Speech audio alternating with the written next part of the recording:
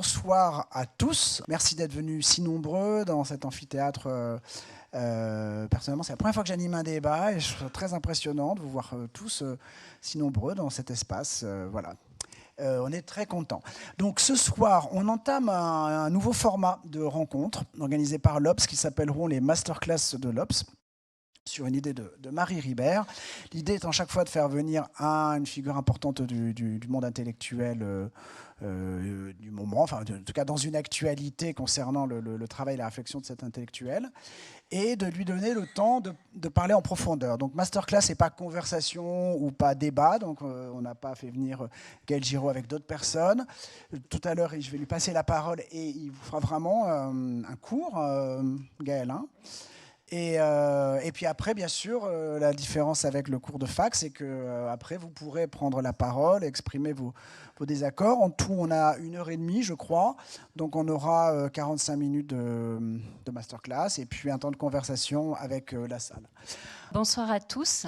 Je suis désolée de mon petit et léger retard. On est en train de boucler l'édition qui arrive jeudi prochain.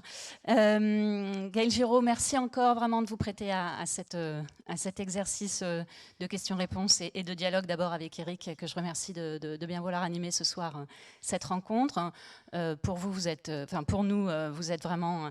on est très honorés de votre présence ici qui ouvre un peu un cycle, puisque en fait les masterclass, on souhaite justement les développer et les multiplier avec des intellectuels engagés qui représentent nos valeurs, et vous en êtes un éminent représentant.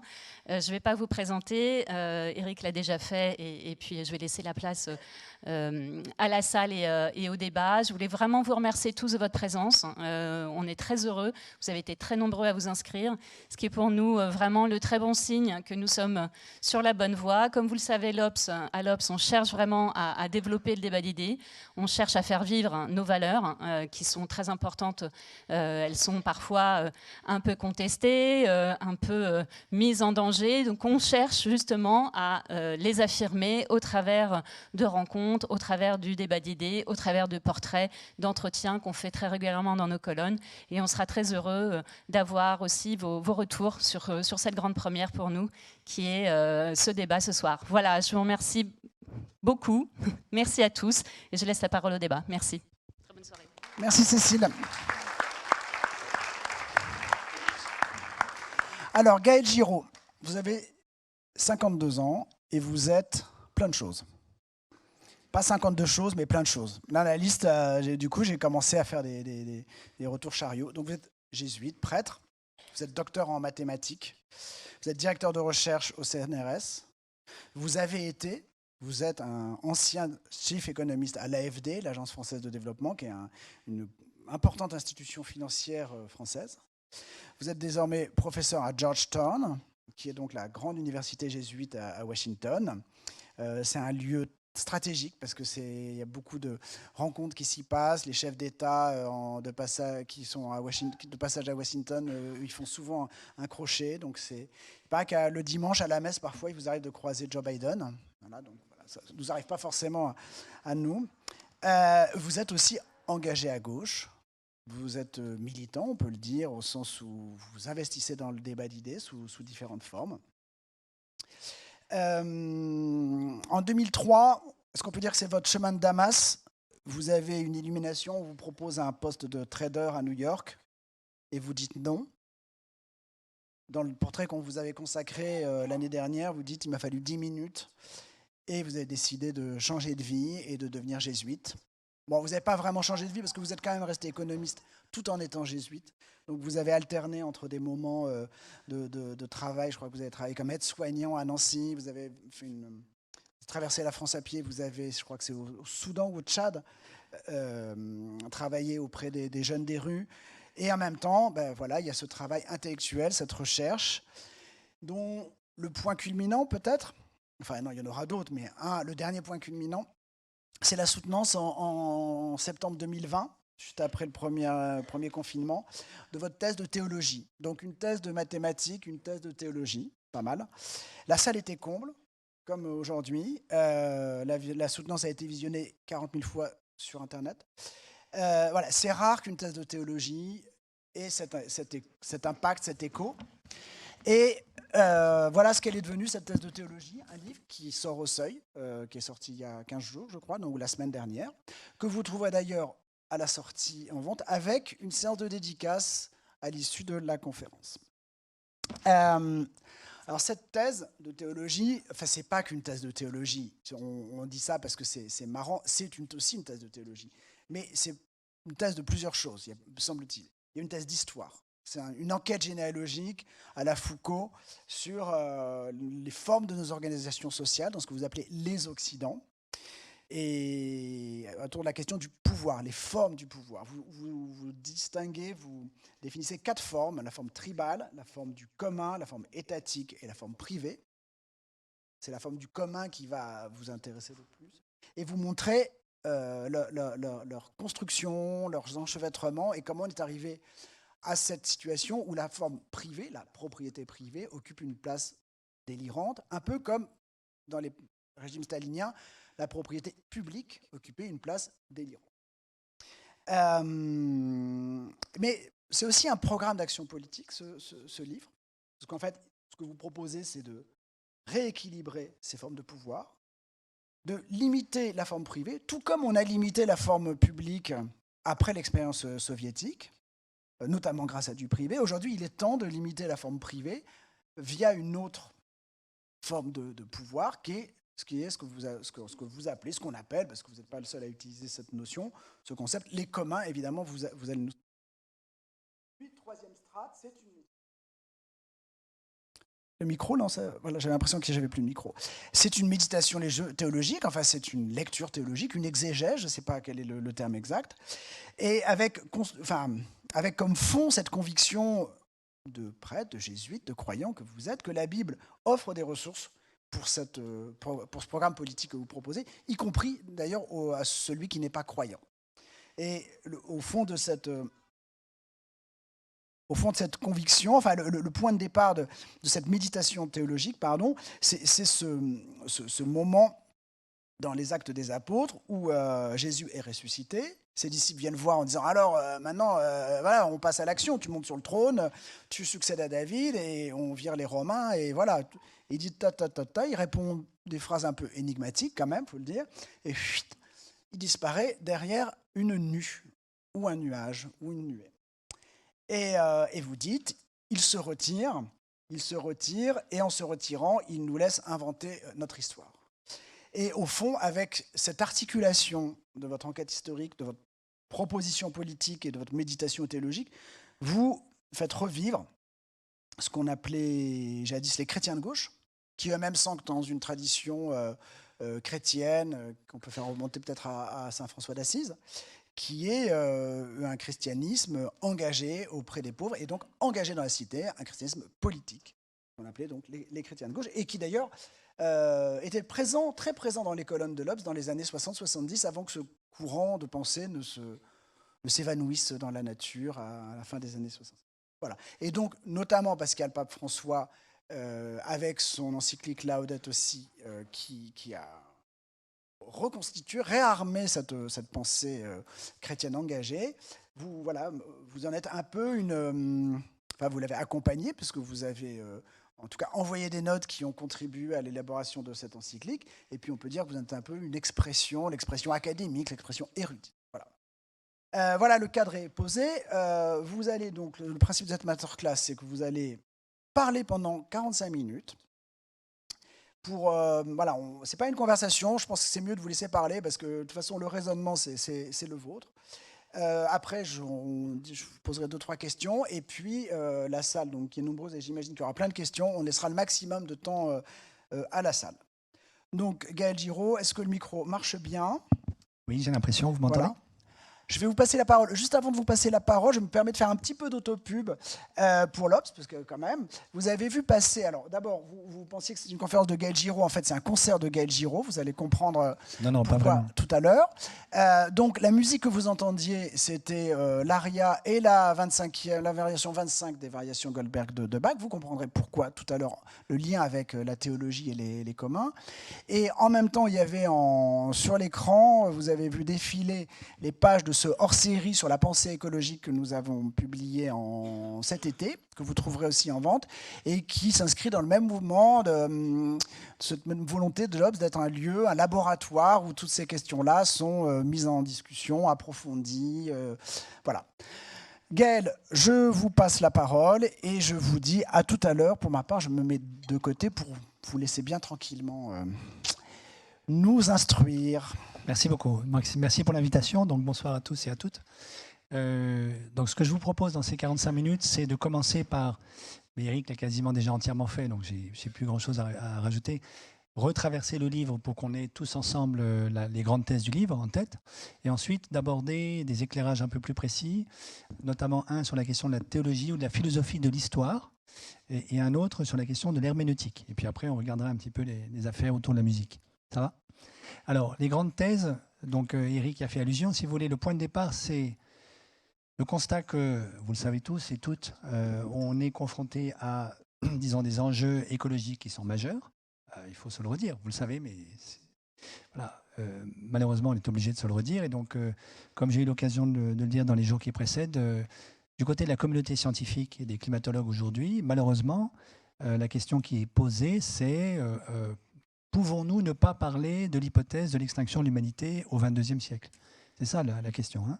Donc, il y a un article qui est sorti dans les Proceedings of the National Academy of Sciences, les PNAS en anglais, donc en français ça donne les CRAS, compte rendu de l'Académie des sciences, où une douzaine de climatologues de premier rang au niveau mondial se posent la question. Ils disent voilà, jusqu'à présent on a pudiquement évité le sujet parce que c'est extrêmement anxiogène, mais aujourd'hui vu ce qui se passe, on ne se sent plus autorisé comme climatologue et scientifique, mais aussi citoyen, à taire cette hypothèse, qui malheureusement devient une hypothèse qu'il va falloir considérer. Oui. Donc c'est ça l'enjeu.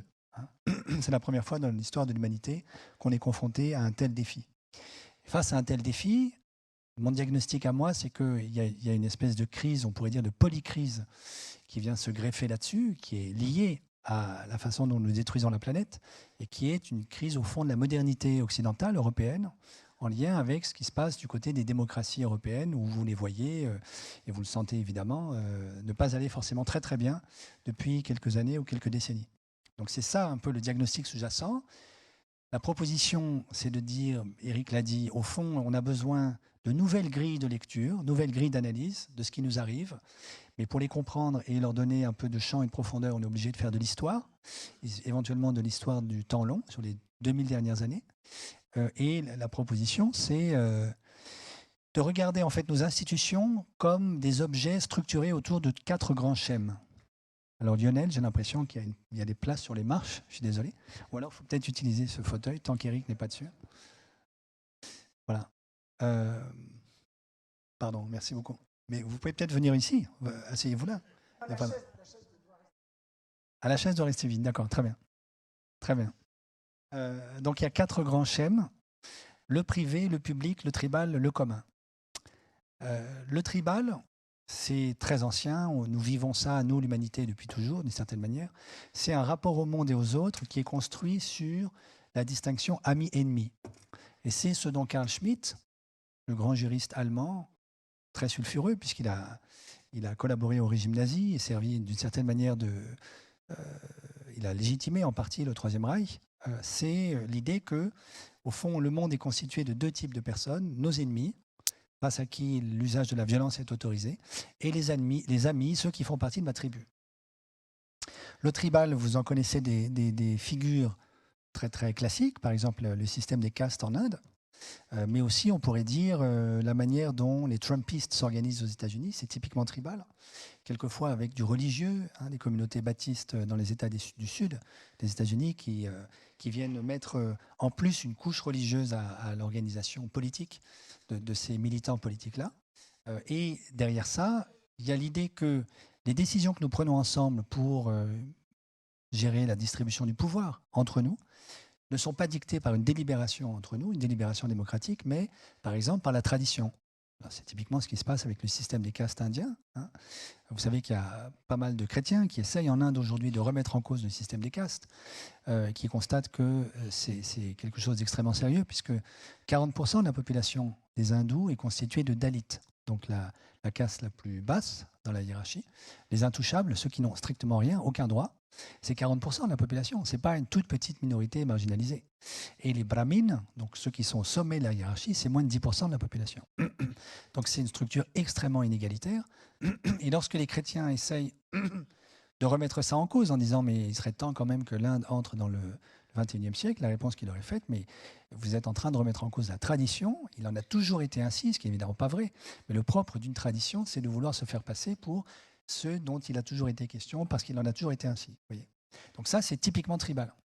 Et on pourrait se demander si ce qui nous arrive en Europe aujourd'hui, avec Éric Zemmour en France, Giorgia Meloni en Italie, ce qui se passe en Suède, ça n'est pas, d'une certaine manière, l'émergence d'une espèce de tribu occidentale qui a peur, alors on pourrait dire une tribu blanche avec 40 guillemets, qui a très peur de tout ce qui lui arrive, du déclassement pour les classes moyennes, de la crise écologique, bon, et qui se cherche des boucs émissaires, des ennemis.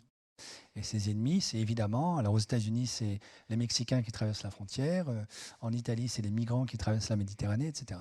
Ça, c'est le tribal. Vous avez aussi un tribal, par exemple, du côté des victimes de la globalisation marchande. Boko Haram en Afrique subsaharienne, c'est du tribal, complètement.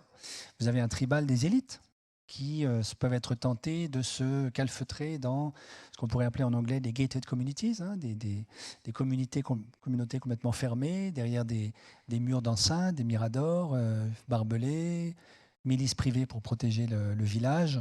Vous voyez, à l'intérieur du village, on a une piscine et on nettoie les voitures avec de l'eau potable. Et hors du village, les gens n'ont pas d'eau potable à boire. Donc j'ai vu ça au Nigeria pour ceux qui connaissent. Mais il y en a, vous avez des gated communities partout, aux États-Unis, au Brésil. Voilà. Et ça va arriver certainement en France si ça n'existe pas déjà. Donc ça aussi, c'est d'une certaine manière une retribalisation de l'espace politique, mais du côté des élites cette fois-ci. Voilà. Ça, c'est un aspect. L'autre aspect, c'est le privé. La propriété privée, qui est quelque chose d'extrêmement paradoxal, si vous y réfléchissez une minute. La propriété privée, c'est relativement récent, ça n'a que 2000 ans, parce que ça a été inventé par le droit romain antique. C'est l'idée que j'ai un rapport exclusif à ce verre d'eau, à l'exclusion de tout autre. Moi, je peux boire ce verre d'eau et personne d'autre. Donc la propriété privée, c'est le contraire de la Genèse. La Genèse, si vous vous en souvenez, c'est tu as droit à tous les arbres du jardin, sauf un. Et la propriété privée, c'est tout le monde est exclu, sauf le propriétaire. Vous voyez, c'est ça la propriété privée. Et mon diagnostic, mais je ne suis évidemment pas le seul à le dire, c'est que depuis une quarantaine d'années, nous sommes entrés dans une espèce de vague, on pourrait dire idéologique, qui croit que tout privatiser est une bonne idée. Privatiser la vie, les contrats d'assurance vie, privatiser le corps des femmes, ça c'est la GPA, privatiser les forêts, nos habitats, les voitures, tout. Ma voiture, voilà. Uber, c'est ça en fait, hein, qui est derrière cette affaire-là, puisque les chauffeurs apportent leur voiture. Donc ça, c'est un aspect qui est, disons, la tentation très très forte d'une privatisation absolue du monde. Et on sait, parce qu'on a déjà vécu quelque chose qui ressemblait à ça au 19e siècle, à la fin du 19e, début 20e, on sait que ça provoque la dissolution du lien social. C'est la grande leçon de Karl Polanyi, hein, dans son très beau livre « La grande transformation ». C'est si vous essayez de privatiser ce qui pour lui étaient les trois grands biens essentiels que sont la terre, donc les ressources écologiques, la monnaie et le travail, vous détruisez le lien social. Et donc la souffrance sociale est telle que le corps social, hurlant de souffrance, de douleur, va en appeler à autre chose. Et dans les années 20 et 30, ça a été les expériences totalitaires européennes catastrophiques. Et qu'est-ce que c'est que ces expériences totalitaires? Du côté allemand, par exemple, c'est la construction d'un État tribal. C'est le Troisième Reich, un État arien, un État qui fonctionne selon des lois, ça c'est le public, c'est la troisième catégorie, mais réservé à une tribu, la tribu des Ariens, avec un rapport ami-ennemi extrêmement clair vis-à-vis de tous les autres. Alors, la troisième catégorie, je viens d'y faire allusion, c'est le public. Le public, c'est l'idée que vous avez des lois qui s'imposent à tous et à toutes sans délibération. C'est le statut fictionnel de la loi. Par exemple, du code de la route, si vous brûlez un feu rouge et qu'un agent des forces de l'ordre vous interpelle, vous n'êtes pas en mesure de lui dire ah, monsieur l'agent, en fait, ça se discute, c'est pas tout à fait clair, le feu n'était pas tout à fait rouge. Bon, j'avais une maman qui était spécialisée dans ce genre de négociation, mais ça marche pas beaucoup, vous voyez. Non, il était orange mûr, vous voyez, par exemple. Bon, j'ai encore souvenir de cette expression. Mais vous voyez bien que c'est pas le cas. En principe, la loi s'interprète pas, elle est connue de tous et elle s'applique uniformément à tous. Bon, ça c'est le public. Et puis la quatrième catégorie, c'est les communs. Les communs, c'est l'organisation du pouvoir entre nous et des ressources que nous voulons partager au terme d'une délibération qui inclut elle-même la possibilité d'être révisée en permanence. d'une certaine manière, on pourrait dire c'est l'organisation démocratique de l'allocation des ressources et du pouvoir dans une communauté. Alors, ces 4 catégories viennent de travaux qui ont été faits par essentiellement des politologues et des économistes. La personne la plus connue dans ce domaine, c'est Elinor Ostrom, qui a eu le prix Nobel en 2009, qui était une femme remarquable, qui a travaillé sur essentiellement des expériences empiriques de gestion réussie des communs. Et ce qu'Elinor a fait, vous pouvez les regarder sur la page Wikipédia d'Elinor Ostrom, OSTROM, c'est d'identifier les règles dont on constate qu'elles fonctionnent bien pour prendre soin des communs. Et les communs qu'on peut citer, par exemple, qu'elle a étudiés, c'est des systèmes d'irrigation en Suisse, des systèmes de pêcherie en Afrique, etc. Voilà. Et on pourrait en nommer beaucoup d'autres. On pourrait se demander si la santé au niveau global n'a pas vocation à être traitée comme un commun. Vous voyez ? Puisqu'on sait aujourd'hui, on en a fait tous l'expérience, et quelquefois douloureuse, que ma santé dépend de la santé d'une famille chinoise à Wuhan. Vous voyez ? Et donc on est dans une relation d'interdépendance globale aujourd'hui. Privatiser la santé, c'est-à-dire donner un prix au vaccin, est le meilleur moyen de ne pas soigner contre le virus. Puisque s'il y a un prix, les plus défavorisés ne pourront pas acquérir le vaccin, il sera trop cher pour eux. Donc le virus va continuer de se multiplier, va muter et va remettre en cause et défier le vaccin que les plus riches auront réussi à acquérir. Vous voyez ? En même temps, heureusement, Xi Jinping n'est pas le maître du monde, donc il n'y a pas d'État global pour décider de lois publiques qui prendraient soin de la santé. Et l'erreur à ne pas faire, ce serait de tribaliser la santé. Alors, on l'a fait d'une certaine manière dans la panique. Vous vous souvenez qu'il y a eu des masques qui étaient destinés à l'Italie qui ont été volés en France. Il y a des masques destinés à la France qui ont été volés. Donc, ça, c'est typiquement des réactions de panique tribale. J'ai mon masque, les Italiens, tant pis pour eux, vous voyez. Bon. Ou inversement. Mais en réalité, ce qu'il faut faire, c'est traiter la santé comme un commun. L'énorme question qui est devant nous, c'est qu'on n'a pas les institutions internationales pour le faire. L'OMS est construite sur l'idée en fait qui prévalait en 1945, qui est celle des Nations Unies, qui est que la communauté internationale se construit comme le dialogue ininterrompu entre les États-nations. Voilà, et on fait l'expérience que ça ne suffit plus. L'OMS n'a pas été écoutée. Nous, en France, on brûlait des masques 3 mois avant le début de la pandémie, alors que l'OMS avait prévenu depuis des années qu'il y aurait d'autres expériences de SARS et que la dernière ne serait pas la dernière. Et même pendant la pandémie, l'OMS a été très très peu écoutée. Plus généralement, vous voyez bien que les Nations Unies aujourd'hui sont à la peine. Le Conseil de sécurité des Nations Unies n'a rien dit pendant toute la pandémie, comme si on n'avait pas été confronté à un problème majeur sur la totalité de la planète, pour la première fois depuis 1945. Alors ça ne veut pas dire que les Nations Unies sont devenues inutiles, mais qu'elles ne suffisent plus. C'est ça l'enjeu.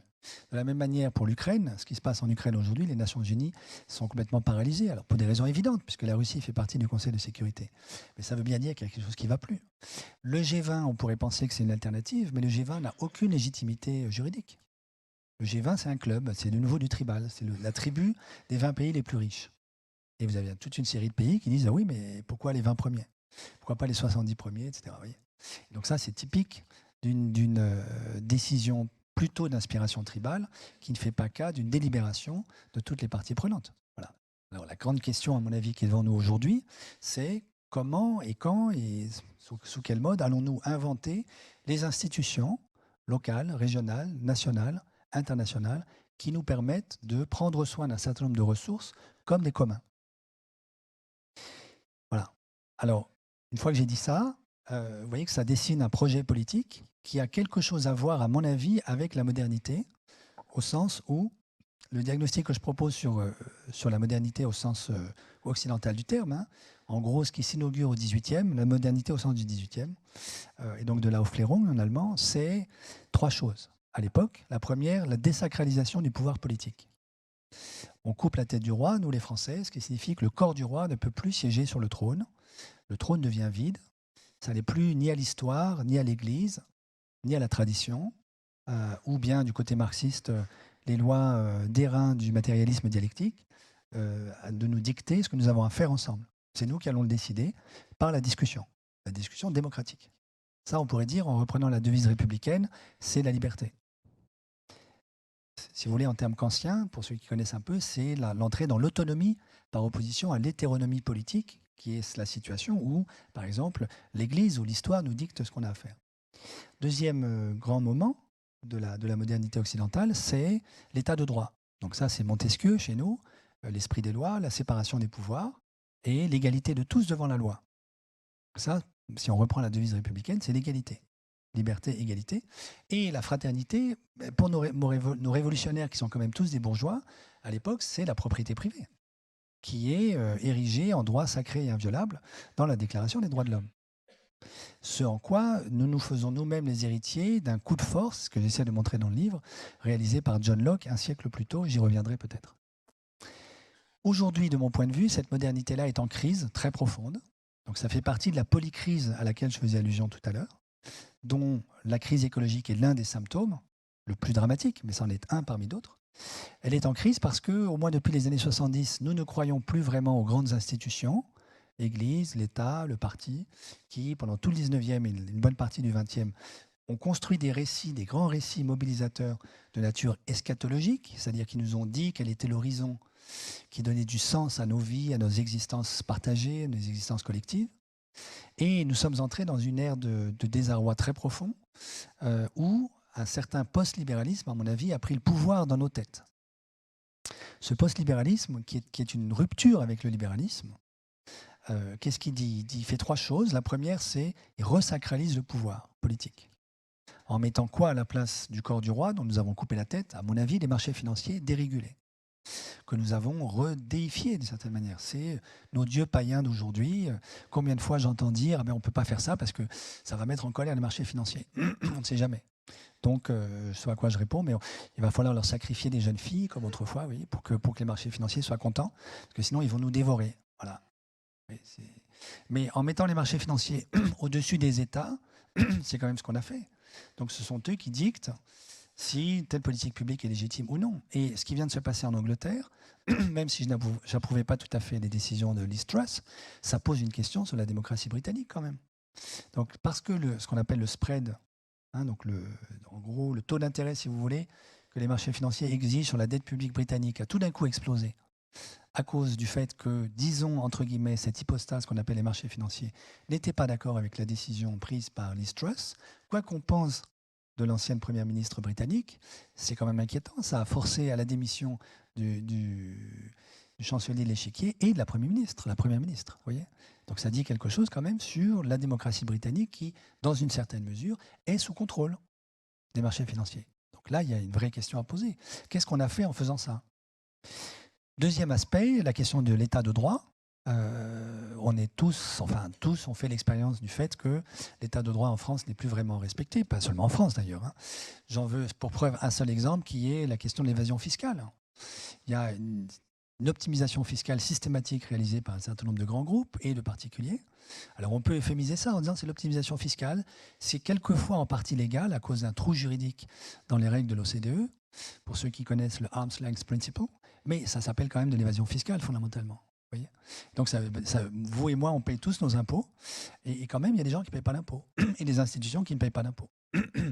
Et donc ça veut dire qu'il n'y a pas égalité devant la loi. Je prends juste cet exemple-là qui me semble difficile à nier. Et puis, troisième aspect, l'absolutisation de la propriété privée, j'en ai parlé tout à l'heure, l'idée folle que tout peut être transformé en propriété privée, y compris la vie humaine. Alors, j'ai des collègues économistes qui disent, par exemple, votre vie, la vie de Vanessa, par exemple, qui est assise juste devant moi ici, que je salue au passage, elle a un prix sur un marché, c'est normal, il y a une offre, une demande, et où est-ce que vous allez trouver ce prix ? Mais sur le marché des contrats d'assurance vie. Et en fait, la prime de risque qui est sur le marché du contrat d'assurance vie, pour Vanessa qui est assise ici, ça vous donnera le prix, d'après les marchés, de la vie de Vanessa. Et alors, j'avais un collègue économiste qui a expliqué ça un jour à l'Académie des sciences morales et politiques à Paris, et j'intervenais juste après lui. Et donc, l'un des académiciens est venu me voir en me disant il a quand même des idées bizarres, votre collègue. Vous voyez ? Je dis oui, je ne suis pas tout à fait d'accord. En fait, la vie de Vanessa est infiniment précieuse. Elle n'a pas de prix, au sens propre. Vous voyez ? Mais pas seulement la vie de Vanessa, la vie de chacun d'entre nous. L'Amazonie n'a pas de prix. Le tigre du Magal n'a pas de prix. Vous voyez ? Donc, ça veut dire qu'on n'a pas le droit de les marchandiser. Voilà. Mais comment est-ce qu'on peut se dire ça entre nous, tranquillement, et réorganiser nos institutions de manière à faire droit à ça ? Et de manière à mettre des limites à la propriété privée. Ça ne veut pas dire supprimer la propriété privée, mais la limiter. Et mettre fin au fantasme du propriétaire qui est un despote absolu et qui fait ce qu'il veut avec ce dont il est le propriétaire privé. Ça vous va ? Première partie, voilà les grandes thèses. Alors évidemment, où entre le christianisme dans cette affaire ? Si on veut inventer ces institutions internationales pour prendre soin de nos communs globaux, notamment, il nous faut une créativité, une inventivité inédite. Et cette créativité-là, elle peut être nourrie par des expériences spirituelles. Je crois que c'est un enjeu vraiment spirituel. Et le christianisme est une des ressources possibles à notre disposition aujourd'hui. C'est ça la grande thèse du livre. Alors pourquoi est-ce que le christianisme est une de nos ressources disponibles? Je vais essayer de l'expliquer. Ça va? Première partie, les grandes thèses du livre. Deuxième partie, la question herméneutique. Disons Paul Ricoeur, pour ceux qui connaissent un tout petit peu. Si vous reprenez les 4 grands schèmes dont j'ai parlé, le privé, le public, le tribal et le commun, vous voyez que la définition très rapide que j'en ai donnée n'est pas complètement satisfaisante. C'est-à-dire, si vous prenez une ressource particulière, par exemple l'éducation, vous voyez que son statut a varié dans l'histoire. L'éducation a d'abord été certainement un bien privé, puis c'est devenu un bien tribal, disons pour la bourgeoisie éduquée occidentale de centre-ville, et les jésuites ont joué leur part dans cette affaire au XVIe siècle, et très bien. Puis ensuite, elle est devenue un bien public au XIXe, avec l'État, surtout la Troisième République. Et la grande bagarre du hussard noir de la République avec le curé du village, c'est une bagarre sur le statut de l'éducation. Et comment on va éduquer nos chères têtes blondes? Est-ce que c'est l'Église qui va le faire, statut plutôt tribal à l'époque, ou est-ce que c'est l'État, la République? Et dans ce cas-là, c'est un statut plutôt public. Et si vous y réfléchissez une minute, vous voyez bien que l'organisation de la classe dans la salle de classe à l'école, avec l'instituteur qui est sur l'estrade, qui domine tout le monde, et tout le monde qui est en randonnion devant lui, ça, c'est typiquement une mise en scène du public. C'est Moïse descendant du Sinaï, c'est pareil. L'instituteur dit la loi, 2 et 2 font 4, et les élèves apprennent. Voilà, il n'y a pas de délibération, on est en randonnion. Dans les églises, c'est pareil. Alors pourquoi est-ce que c'est pareil dans les églises? Je vais y arriver, c'est la réforme grégorienne. Mais peut-être vous savez qu'il y a des églises à Paris, par exemple, où la géométrie de l'église a été complètement transformée. Allez à Saint-Ignace, l'église des Jésuites, à Paris, à Sèvres-Babylone, et vous voyez que c'est une ellipse. C'est plus un train SNCF, l'église. Et l'ellipse, ça veut dire que le prêtre qui célèbre n'est plus au centre, n'est plus devant tout le monde. C'est plus Moïse qui dicte la loi à tout le monde. Il est un parmi d'autres. L'assemblée se voit, ce qui veut dire que l'assemblée peut se parler. Et ça veut dire qu'on entre déjà dans ce que Ricoeur appelle le cercle herméneutique, c'est-à-dire celui de la discussion sur le sens de ce qui est en train de nous arriver. Vous voyez ? Et je suis sûr qu'il y a des salles de classe. Alors, il y a des amphis. Celui-ci, vous voyez, on pourrait réfléchir. Qu'est-ce que ça signifie politiquement d'avoir organisé cet amphi comme ça? Vous voyez, c'est intéressant comme question. Mais je suis sûr qu'il y a des salles de classe dans lesquelles il y a des ellipses aussi ou des cercles. Vous voyez, on a rompu avec le train SNCF. Vous voyez. Donc, ça veut dire qu'une ressource, par exemple l'éducation, peut changer de statut dans l'histoire. Donc, elle n'est pas intrinsèquement ni privée, ni publique, ni tribale, ni commune. Elle est ce que nous décidons qu'elle deviendra. Et peut-être qu'aujourd'hui, en fait, dans notre 5e République un peu finissante, nous sommes en train, sans le dire, de reprivatiser partiellement l'éducation ou de la retribaliser, alors qu'a priori, contrat social de la 5e, c'est quand même que l'éducation, c'est un bien public. Vous voyez ? En tout cas, l'effondrement des crédits publics pour l'enseignement public dit quelque chose de ça. Voilà. On s'en émeut régulièrement, mais qu'est-ce qu'on fait pour lutter contre ça, vous voyez ? Et en réalité, derrière ça, il y a des grands choix de société. C'est des plaques tectoniques qui bougent. Bon. Alors, si aucune ressource n'est intrinsèquement publique, privée ou tribale ou commune, ça veut dire qu'il y a une décision politique à prendre de la part d'une communauté qui s'auto-institue elle-même par le même geste. Nous décidons de prendre soin, par exemple, de telle forêt ou de l'éducation des enfants dans tel village. Il y a une communauté qui s'auto-institue, qui devient la communauté de ceux et celles qui vont prendre soin de telle forêt, des poissons dans tel étang, de l'éducation dans tel village, etc. Vous voyez ? Donc ça, c'est un point de vue que j'adopte, qu'on peut discuter. Et une fois qu'on a dit ça, la grande question, c'est comment est-ce qu'on va définir les règles de distribution du pouvoir, de remise en cause éventuelle du pouvoir dans la communauté qui prend soin de la ressource. Alors, c'est à ce moment-là que la question herméneutique, à mon avis, entre en jeu. Donc j'y ai déjà fait allusion tout à l'heure, mais je reviens là-dessus, et ça me paraît très important. Le public maintient la fiction qu'on peut édicter une parole performative sans délibération. Nul n'est censé ignorer la loi, elle s'impose à tous de manière universelle et circulez si vous n'êtes pas content, mais c'est comme ça. Ça, c'est le public. Évidemment, ça donne la possibilité à une dérive totalitaire, dictatoriale. Et comme, évidemment, ce n'est pas possible en vérité, il faut l'imposer par la violence. D'où, par exemple, j'y fais allusion dans le livre, ce que vous avez vu au tout début de la guerre en Ukraine à Moscou, où vous aviez des policiers qui circulaient dans les rues de Moscou pour attraper les téléphones portables des moscovites et vérifier qu'ils n'étaient pas en train d'échanger des SMS suspects sur la guerre en Ukraine. Donc l'idée, c'était envoyer une information publique. Nous sommes en train de libérer l'Ukraine contre les néofascistes qui ont pris le pouvoir en Ukraine. C'est une bonne chose. Et comme évidemment, en fait, ça se discute quand même, un tout petit peu, vous voyez. Donc ça ne peut pas avoir un vrai statut public. Bon. En réalité, c'est un statut de commun, et que les moscovites n'étaient pas complètement dupes. Il a fallu envoyer la police et condamner à plusieurs années de prison ceux qui n'étaient pas d'accord. Donc le public, tôt ou tard, doit avoir recours à la force s'il veut maintenir sa fiction de public. Vous voyez.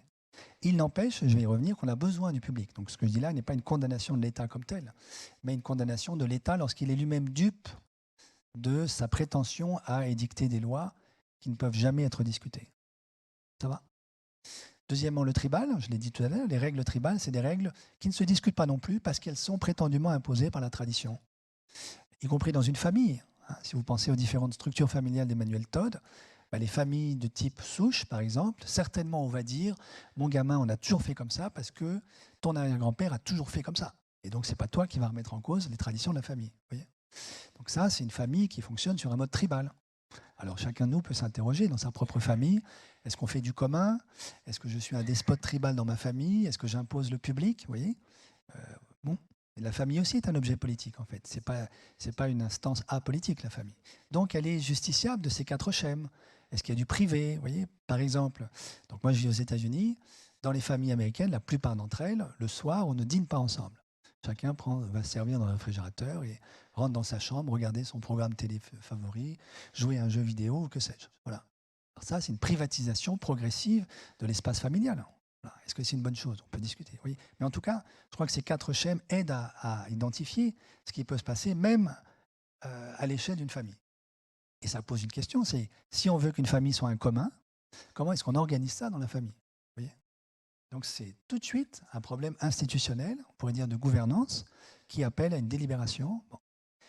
Alors ce que je suggère, c'est que pour identifier ça, il faut regarder les textes qui légifèrent. Et que si un texte qui a une prétention performative, en fait, inclut dans sa propre écriture la possibilité de sa révision, de sa discussion, d'une délibération de ses lecteurs, qui peuvent dire, avec une pluralité d'interprétations, « je ne suis pas d'accord », je pense que c'est plutôt ça qu'il faudrait dire, ou j'interprète ça comme si, toi tu l'interprètes autrement, discutons. Alors ça, c'est un commun herméneutique. Voyez. Tandis que les textes sacrés du Veda en Inde ne s'interprètent pas. Le Coran, dans une bonne partie, dans un certain nombre de communautés musulmanes, ne s'interprète pas. Et c'est un des problèmes, à mon avis, de certains islams, pas tous, heureusement, hein, mais de certains d'entre eux. Et l'Église, évidemment, a mis un certain temps avant de reconnaître que les Écritures s'interprétaient, ou en tout cas que les prêtres ou le clergé n'avaient pas le monopole de l'interprétation des Écritures. Alors j'essaie de montrer néanmoins que les Écritures bibliques sont très fondamentalement un commun herméneutique. Et pour ça, je regarde un aspect qui est une parabole très connue dans l'Évangile de Luc, qui est la parabole des mines. Alors pour ceux qui s'en souviennent, qui la connaissent, c'est une parabole très, très étrange, où vous avez un roi qui va se faire couronner à l'étranger, on ne sait pas très bien où. Pendant qu'il va se faire couronner, ses sujets envoient une délégation pour dire, vous savez, on n'en veut pas de ce roi, franchement, gardez-le, qu'il ne revienne pas chez nous parce qu'on le déteste. Bon. Il revient quand même, tant pis pour eux.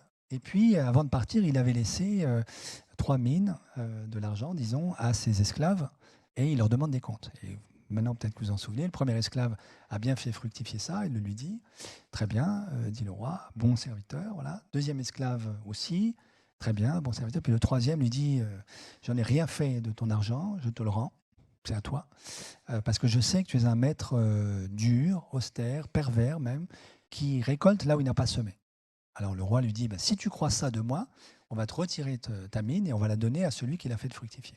Et puis la parabole se termine par, le roi dit à ses serviteurs, et ceux qui ont envoyé la délégation contre moi pendant que j'étais en train de me faire couronner roi, on va les passer par le fil de l'épée.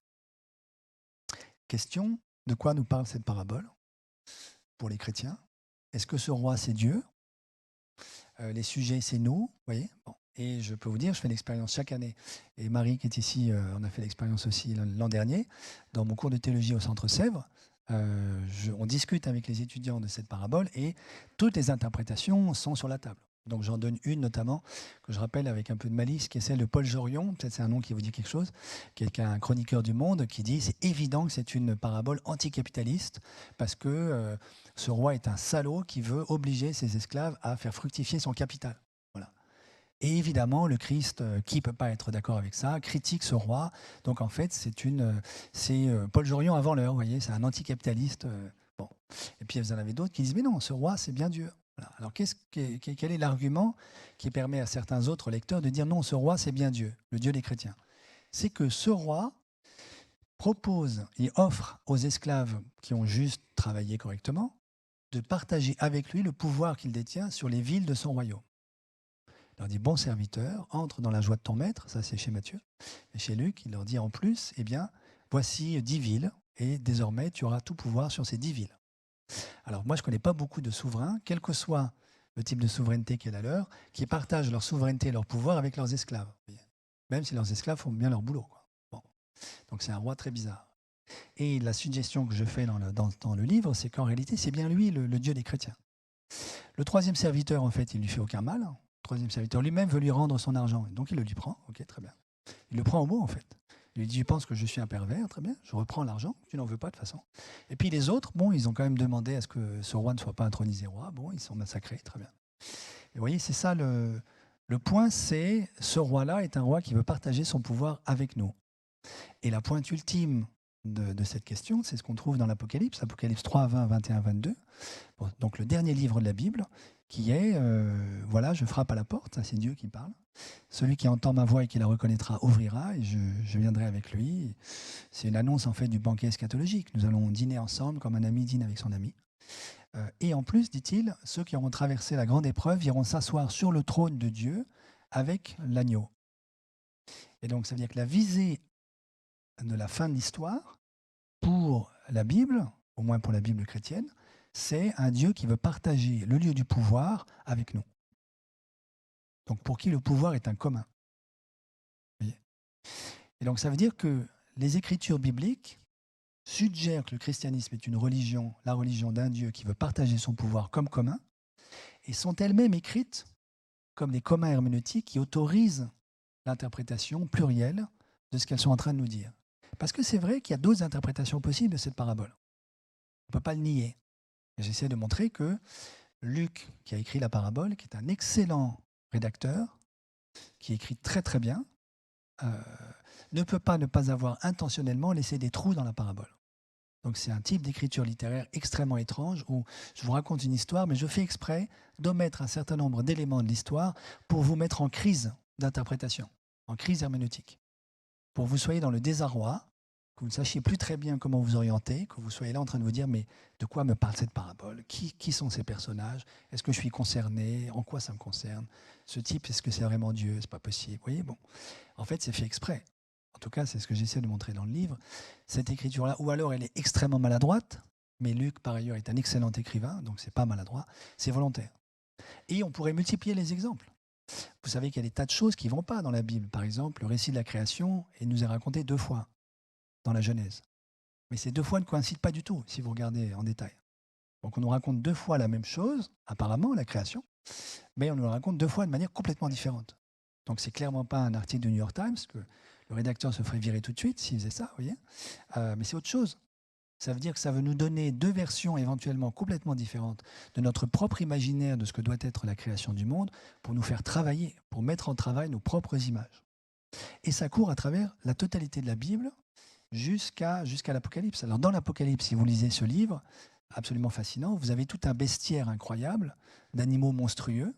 Question, que représentent ces animaux ?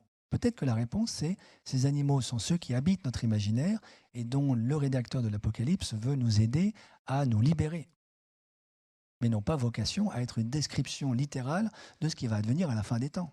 Donc ne cherchez pas des bêtes à 7 cornes, il n'y en aura jamais, ce n'est pas le sujet. Vous voyez ? L'objet de la Bible n'est pas ça, ce n'est pas le New York Times. Mais si ce n'est pas le New York Times, ça veut dire qu'elle a un type d'écriture extrêmement original qui en fait un commun herméneutique pour nous obliger à entrer dans un travail d'interprétation qui est déjà le début de l'apprentissage de la sainteté pour les chrétiens. Ça va un petit peu ? Et alors, donc Eric parlait tout à l'heure de l'ascension. Donc je fais le même travail à propos de ce moment fondateur qu'est l'ascension. Je fais exprès de n'en parler que maintenant. Donc l'ascension, vous savez, il y a aussi 2 récits de l'ascension, comme pour la création. Et ces 2 récits ne coïncident pas non plus. Donc là, les exégètes s'arrachent les cheveux. Pourquoi est-ce que Luc, parce que c'est le même auteur là, cette fois-ci. Hein. En fait, pour les 2 récits de la création, on sait que ce n'est pas les mêmes gens qui les ont écrits. Donc, d'une certaine manière, on peut comprendre. Bon, ils ne vivaient pas à la même époque, ils n'avaient pas les mêmes idées. Bon.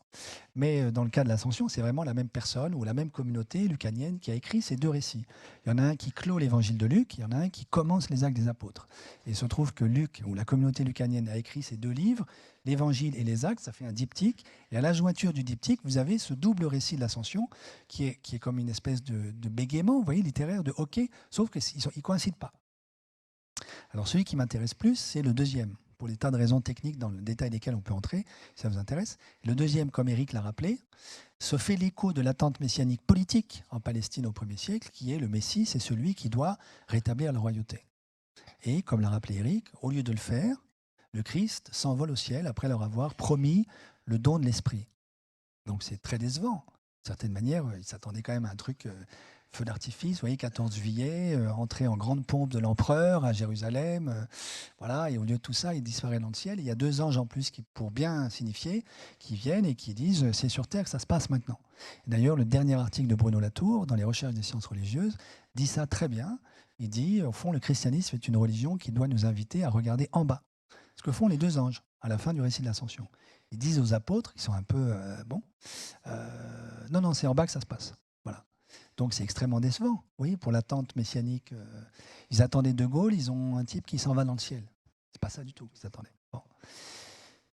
Là aussi, il y a 2 interprétations possibles. Il y en a une qui dit le Christ a refusé de s'asseoir sur le trône de David parce qu'il est allé s'asseoir sur un trône bien supérieur, qui est le trône de Dieu.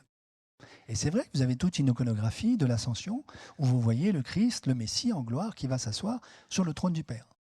Et pour les spécialistes, si vous allez lire le premier discours de Pierre dans les Actes des Apôtres au chapitre 2, Pierre commence déjà à raconter cette histoire. Voilà, vous l'avez tué, il est ressuscité, Dieu l'a ressuscité et il est allé s'asseoir sur le trône du Père. Et dans le credo, c'est ce qu'on dit, pour ceux qui connaissent. Il est assis à la droite du Père. Bon. Et il reviendra dans la gloire. Ça, c'est une interprétation possible qui met fin à la question de l'histoire. C'est ma 3e partie. Parce que si le Fils est allé s'asseoir sur le trône du Père, c'est terminé. Il règne pour toujours sur la totalité de la création et il ne peut plus se passer grand-chose de très intéressant dans notre histoire. Vous voyez ? Qu'est-ce que je peux bien rajouter ? Pas grand-chose. C'est déjà fait. Et ça induit une représentation du temps qui est cyclique, qui est circulaire. Création du monde, le monde tombe dans la chute. On peut revenir dessus, qui n'est pas du tout le fruit défendu. Le monde tombe dans la chute. Heureusement, Dieu le Père envoie son Fils, c'est la rédemption. Il fait ce qu'il a à faire, il va se rasseoir sur le trône du Père et la boucle est bouclée. Exitus, en latin, la sortie du sein du Père, dont on n'aurait jamais dû sortir, on était tellement bien là-haut. Ça se passe mal, il y a le péché, la mort, tout ça, le Christ arrive, heureusement il nous sauve et il va s'asseoir sur le trône, reditus, le retour. Et ce que j'essaie de montrer, c'est que, en fait, cette vision circulaire du monde, qui habite beaucoup d'entre nous, moi le premier, on est tous habités par ça. D'une certaine manière, ça nous habite, y compris psychanalytiquement. D'une certaine façon, on est tous tentés de se dire « j'aurais jamais dû sortir du ventre de ma maman », parce qu'il y a des jours, c'est dur, quoi.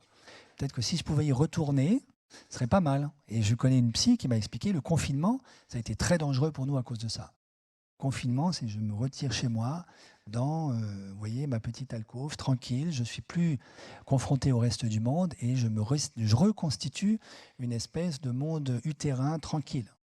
Parce qu'en fait, on me fichait la paix quand j'étais dans le ventre de ma maman. Pourquoi suis-je sorti, vous voyez ? Donc tout cet imaginaire-là nous habite et vient se formaliser à travers, par exemple, des philosophies de l'histoire circulaires. Et je montre qu'il y en a un paquet qui vont dans cette direction-là. Y compris chez les grands théologiens chrétiens, ça va peut-être vous étonner, catholiques, chez quelqu'un comme Hans Urs Balthasar, pour ceux qui connaissent, c'est un grand monstre de la théologie catholique du XXe, un jésuite suisse, qui plus est, donc il a tout le stempel pour me faire plaisir, mais en fait, Balthasar aussi, de manière surprenante, est en fait lui-même habité par une théologie circulaire de l'histoire. Ça va mal, heureusement le Christ arrive, et le mieux qu'on ait à faire, c'est de retourner au point d'origine. Et je me suis dit qu'en fait, la deuxième interprétation de l'ascension, celle à laquelle a fait allusion Éric tout à l'heure et que j'ai redite, à savoir le Christ refuse de s'asseoir sur le trône de David non pas pour aller s'asseoir sur un trône plus grand, le trône du Père, mais pour laisser ce trône vide de manière que nous puissions l'occuper, comme si c'était déjà une espèce d'anticipation de la mort du roi en France en 1791. Ça, en fait, ça ouvre à l'histoire. Parce que ça veut dire que nous sommes invités, sommés, d'inventer les figures du lien social et du vivre ensemble qui vont nous permettre d'occuper le trône. Mais d'occuper le trône d'une manière qui, pour toujours et définitivement, sera toujours relative, contingente, puisque la seule représentation du lien social qui aurait été absolument légitime, c'était le corps du Messie. Et il a refusé. Pas de chance pour nous. Donc nous, c'est notre boulot, c'est notre vocation d'inventer les règles, la Constitution de la 5e, la Déclaration universelle des droits de l'homme. Tout ça, c'est des figures du lien social. La géométrie d'une salle de classe, l'architecture d'une salle de classe, ça fait partie de la construction du lien social et des figures que nous nous donnons pour nous signifier à nous-mêmes pourquoi nous vivons ensemble et quel sens ça a. Vous voyez, la géométrie de nos églises, ça en fait partie aussi. Voilà. Alors, dans cette deuxième interprétation, l'histoire est ouverte. Et alors, ça peut avoir un côté extrêmement angoissant, c'est-à-dire qu'on est libéré du grand fantasme du retour dans l'utérus de ma maman. Ça, c'est exitus reditus, vous voyez. Mais on est sommé, par contre, de nous mettre debout pour inventer des figures du lien social. C'est Paul Valéry, si vous voulez. Le vent se lève, là maintenant, il faut tenter de vivre. C'est ça, le cimetière marin. Ça peut avoir quelque chose d'extrêmement angoissant. Et donc, c'est pour ça que le Christ, dans le récit, nous envoie l'Esprit. L'Esprit Saint, c'est la dynamis en grec, l'énergie, qui nous donne le courage. On pourrait dire le courage d'être, comme aurait dit quelqu'un que vous connaissez bien, pour certains d'entre vous, Paul Tillich, le courage d'affronter cette liberté incroyable, éventuellement angoissante, qui nous est livrée par Dieu, au moins le Dieu des chrétiens. L'espace du pouvoir est vide, c'est à nous d'inventer. Mais pour ça, justement, on a besoin d'inventivité, de créativité institutionnelle. C'est pour ça qu'on a besoin de ressources spirituelles, et c'est l'Esprit Saint du côté chrétien. Ailleurs, ça s'appellera autrement, mais du côté chrétien, ça s'appelle l'Esprit Saint. Ça va, vous voyez un peu le schéma? Et le grand théologien que je mobilise là-dessus, et je vais passer à ma troisième partie, c'est Saint Irénée. Saint Irénée, c'est le premier grand théologien systématique chrétien, au sens de la théologie systématique, pour ceux qui voient ce que ça veut dire. Fin du IIe siècle, il se trouve qu'en plus, c'est le primat des Gaules, c'est l'archevêque de Lyon, c'est un grand monsieur, et qui a écrit un monument, un sommet de la théologie chrétienne qui s'appelle l'Adversus Aereses en latin, contre les hérésies en français, qui est une somme, qui est une espèce d'arme de guerre contre les gnostiques. Alors, je dis deux mots sur les gnostiques parce que j'essaie de suggérer dans le livre, il me reste encore 5 minutes, 40 minutes, ouais, c'est très bien, il m'en reste 5. Très bien. Les gnostiques, très vite. La thèse gnostique, alors au IIe siècle, celle de Valentin, la gnose valentinienne, c'est que en tombant dans la matière, nous sommes tombés dans le mal. La matière, c'est le mal absolu.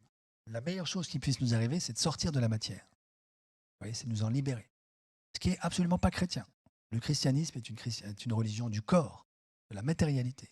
Le corps est sanctifié puisque Dieu a pris notre corps, notre chair. Et il a transpiré dans le désert de Samarie, il a eu soif avec la Samaritaine, il a mangé la poussière des chemins de Galilée, etc. Donc tout ça est définitivement sanctifié pour toujours. Le corps est sanctifié en régime chrétien. Pour les gnostiques, ce n'est pas du tout le cas. Le corps est quelque chose d'horrible, c'est terrible. Il faut s'en libérer. Un peu d'ailleurs comme, dans une certaine mesure, dans un certain néoplatonisme, voilà, pour ceux qui connaissent. Or, les gnostiques pensent que dans l'avenir va arriver une grande bifurcation, qui va être le moment où nous allons tous devenir des spirituels. En tout cas, certains d'entre nous, les autres, tant pis pour eux. Les matériels, de toute façon, ils sont condamnés. Les spirituels seront sauvés et pourront rejoindre le sein de Dieu. Alors c'est un peu, disons, une vision circulaire, mais c'est une vision circulaire très spéciale dans laquelle nous sommes situés en amont de la grande bifurcation qui va arriver. Soyez patients, ça va venir un de ces jours. Vous avez reconnu là-dedans, évidemment, le schéma qui habite le transhumanisme aujourd'hui. Les transhumanistes pensent exactement ça. Être humain, en fait, c'est mal, c'est sale, c'est pas bien, quoi. C'est fini, c'est mortel, voilà. Mais il va arriver un moment où nous allons découvrir, grâce à une grande bifurcation, alors l'imagination n'a pas de limite, hein, ça peut être l'intelligence artificielle, les robots prendront le pouvoir, Elon Musk ira sur Mars, que sais-je, peu importe, mais c'est toujours la même chose. Il va y avoir une grande bifurcation et un petit groupe d'élus sera sauvé, pourra se libérer de tout ce qui entrave l'humanité, révéler les surhommes de demain. Voilà. On trouve la même chose dans l'économie néoclassique, et je passe à ma dernière partie. L'économie néoclassique est construite exactement sur le même schéma. Si vous voulez savoir pourquoi, vous me poserez une question après. Dernier point, la musique. siège.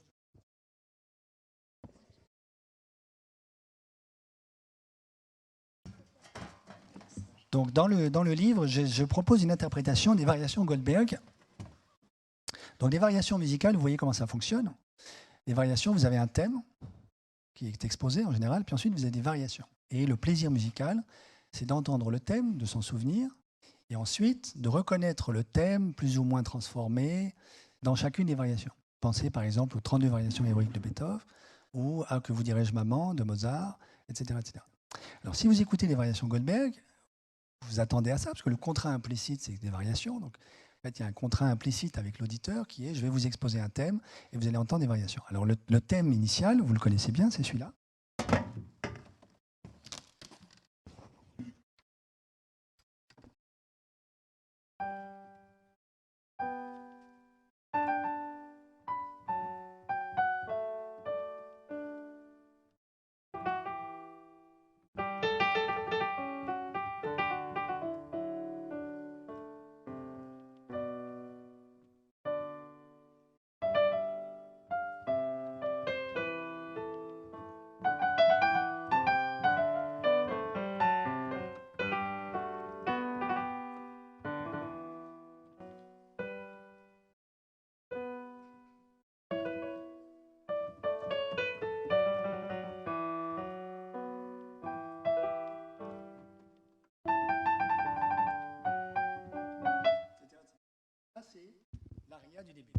Ça, c'est l'aria du début, que vous connaissez par cœur. Et vous vous dites, quand vous écoutez les variations, bon, ben ça, c'est le thème.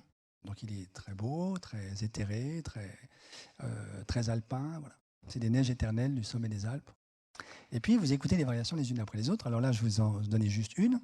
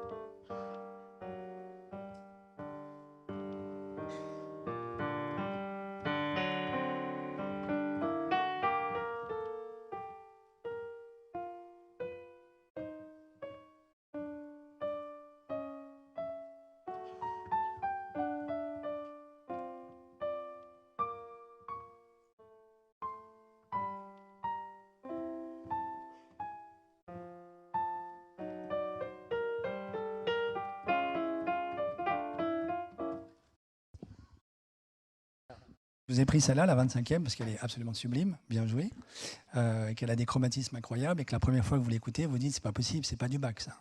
Ça a été écrit au milieu du 19e, mais en fait, si, c'est bien du Bach. Donc, c'est écrit avant 1756. Mais le point important que je voudrais souligner, c'est que vous voyez qu'il n'y a aucun lien mélodique entre cette 25e variation et l'aria du début. Ou alors, il faudra que vous m'expliquiez. Et si vous écoutez, alors vous écoutez l'aria, vous écoutez par exemple cette variation, vous dites, voilà, je ne reconnais absolument pas le thème. Vous écoutez une autre variation, même désarroi total, 3e, 4e, et il y en a 30 comme ça. Et donc, vous êtes mis là aussi en crise herméneutique, exactement comme le style d'écriture des évangiles, c'est-à-dire vous vous dites, mais ma grille d'interprétation est complètement fausse, ça ne va pas du tout. Ou alors, Bach avait bu un coup de trop ce jour-là, mais c'est quand même compliqué comme hypothèse, donc je ne comprends rien à ce qui se passe. Et puis, à la dernière variation, si vous êtes très érudit, vous reconnaissez un thème populaire allemand du début du XVIIIe, qu'on chantait à Leipzig, dans les bars, dans les cafés de l'époque, qui est « Ah, vous m'avez attendu bien longtemps, mais voici, je suis de retour ». Et là, qu'est-ce qu'on entend ? On entend de nouveau l'aria, mais absolument à l'identique de la première fois. Donc là, on commence à se dire, en fait, Bach se moque un petit peu de moi. Il a voulu me faire croire que c'était des variations. Il me fait lanterner pendant 30 variations. À la dernière, il me dit « Alors, tu m'as cherché bien longtemps, et bien ça y est, je suis de retour. » Et là, il me redonne l'aria. La réponse, c'est qu'en fait, ce sont des variations qui ne sont pas des variations sur un thème mélodique, mais sur un thème harmonique. Donc, je rappelle ça dans le bouquin. Donc ça, c'est pas... Bon, moi, je l'ai retrouvé tout seul, mais je veux dire, par exemple, si vous allez discuter avec un grand musicologue comme Philippe Charus, théologien jésuite aussi, qui a écrit beaucoup sur Jean-Sébastien Bach, c'est quelque chose qui est bien connu de la part des musicologues qui connaissent Bach. Le point, c'est qu'est-ce que ça signifie? Ça signifie que la première, l'aria, en fait, est construite sur une base harmonique extrêmement précise, que toutes les variations sont construites sur la même base harmonique, et qui plus est que la première variation est construite sur la même base harmonique, mais en plus développe la base harmonique de la première mesure, la deuxième variation de la deuxième mesure, la troisième variation de la troisième mesure, etc. Donc, ils avaient une mise en abîme dans le lien entre chacune des variations et l'aria. Donc ça, c'est une construction architectonique incroyablement complexe et élaborée de la part de Bach, typique de Jean-Sébastien Bach, et si vous voulez, du baroque triomphant dont il est l'acmé, c'est-à-dire on fait des jeux de miroirs complexes à l'intérieur de la construction architecturale, disons, extraordinaire qu'on est en train d'élaborer. La question que je me pose, c'est quel est le sens de ça et de mon désarroi comme auditeur quand j'attends la variation.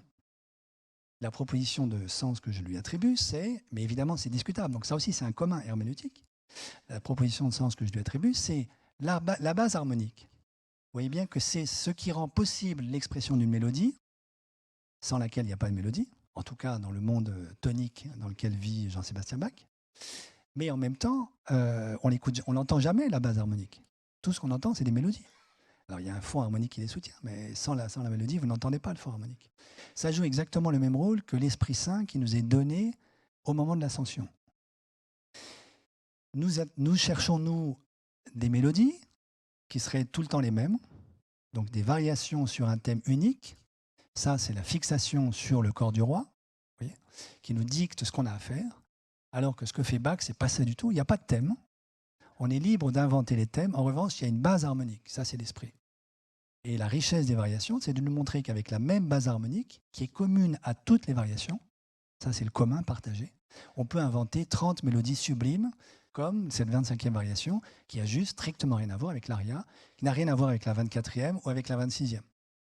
Vous voyez, la 25e variation, on est presque chez Chopin. Hein, Chopin, un soir de mélancolie. Vous voyez, et vous avez la 16e, ça n'a rien à voir, c'est du Lully triomphant, c'est de la musique française. Et puis si vous regardez, vous en avez plein comme ça. Voilà. Autrement dit, le don de l'Esprit Saint, c'est quelque chose d'invisible, mais qui nous donne la structure harmonique à partir de laquelle chacun de nous est invité à inventer les mélodies qui sont les structures institutionnelles que nous allons nous donner pour occuper le trône qui est laissé vide. Le trône est vide parce qu'il n'y a pas de thème mélodique à imiter. Nous sommes invités à inventer nous-mêmes les mélodies. Et ce qui nous est donné, c'est la base harmonique pour que nous puissions le faire. Nous ne sommes pas orphelins de tout. Dieu ne nous abandonne pas, au contraire, mais il nous laisse libres d'inventer ces mélodies. Voilà, j'arrête ici.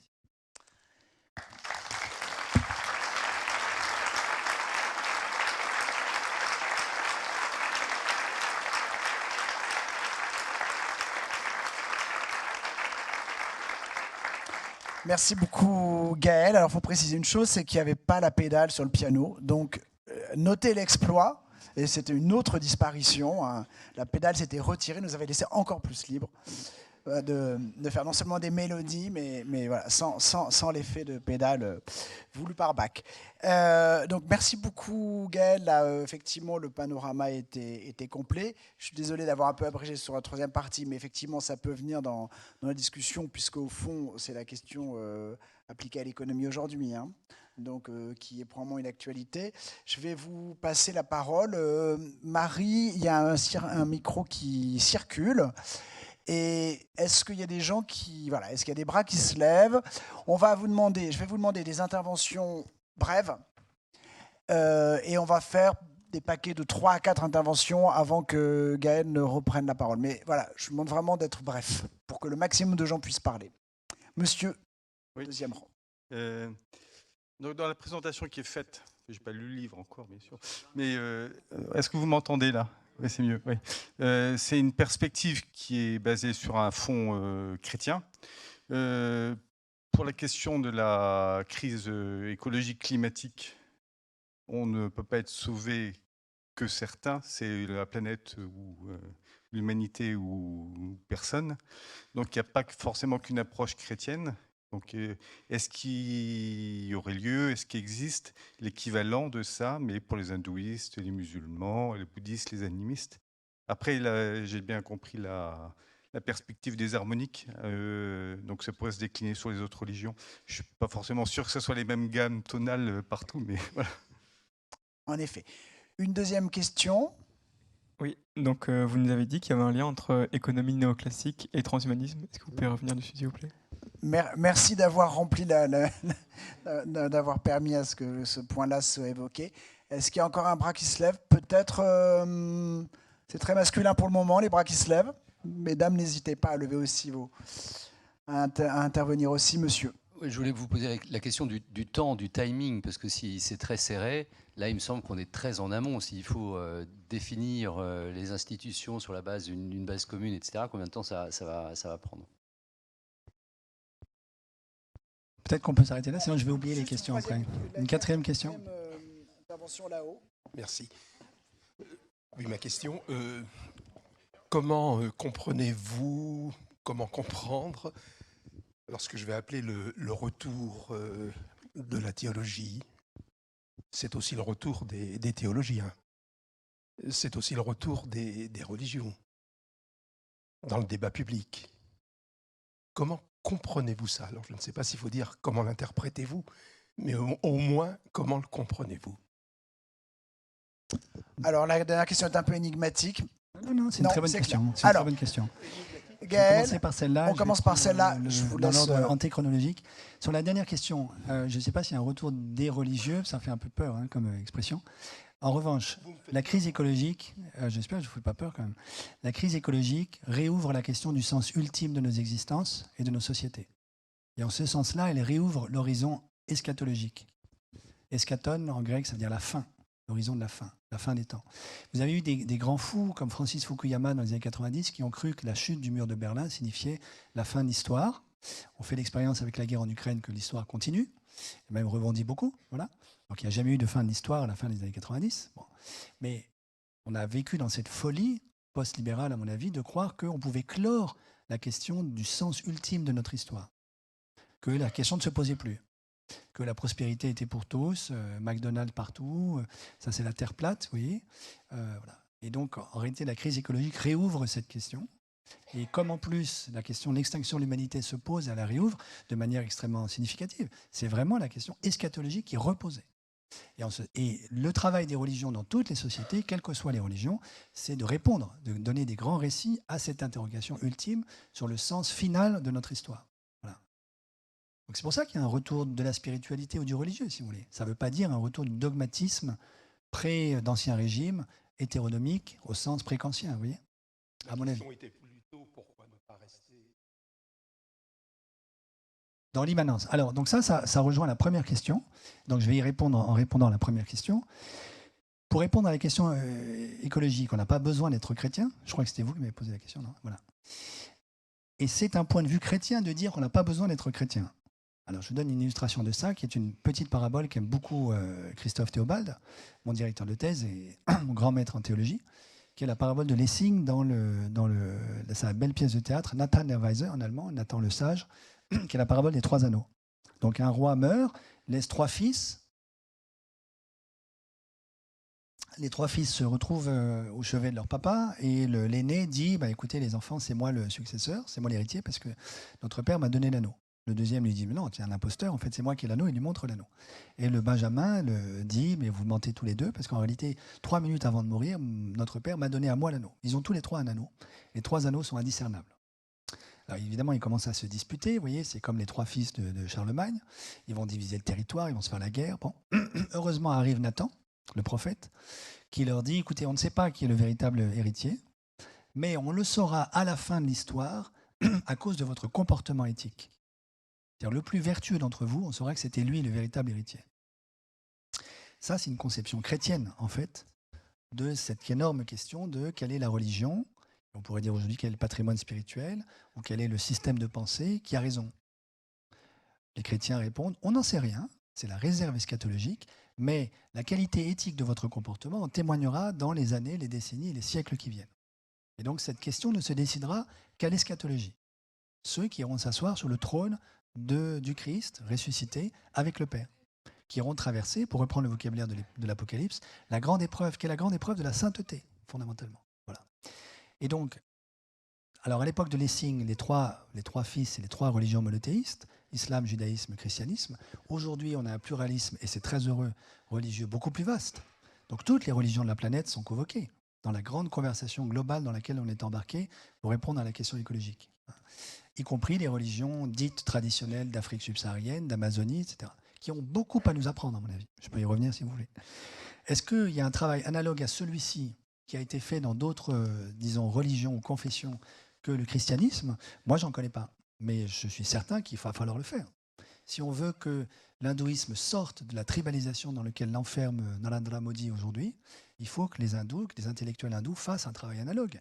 Et il y a certainement, j'en sais rien, je ne suis pas hindou moi, il y a certainement des ressources spirituelles, politiques, religieuses, métaphysiques dans l'hindouisme pour répondre à ce type de défi d'une manière qui fasse écho à ce que je propose là.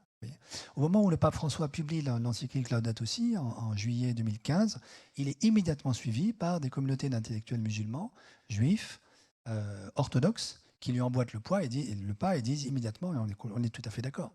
Voilà. Et donc, voilà, c'est un peu ça ma réponse. J'en connais pas, ça ne veut pas dire qu'il ne peut pas y en avoir. Et en particulier du côté de l'islam, il y a certainement un travail considérable à faire pour réautoriser l'octroi du statut de commun herméneutique au Coran, qui ne faisait aucun débat pour la plupart des communautés musulmanes à la fin du 19e, mais il y a eu un raidissement sur cette question, probablement en partie dû aussi à la souffrance sociale induite par la globalisation marchande.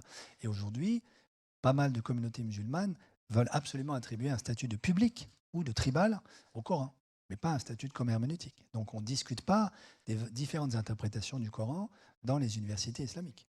Et il faudra le faire un jour, évidemment. On pourra discuter aussi un jour des conditions historiques d'écriture du Coran, comme on le fait pour les écritures. Alors c'est vrai que l'Église, ça lui a pris du temps pour l'accepter. Hein, le grand texte magistériel qui autorise ce qu'on appelle l'analyse historico-critique des Écritures, c'est Divino Afflante Spiritu, connaissent bien certains anciens élèves du Centre Sèvres dans cette enceinte, qui date des années 40. C'est Pie XII qui écrit ça.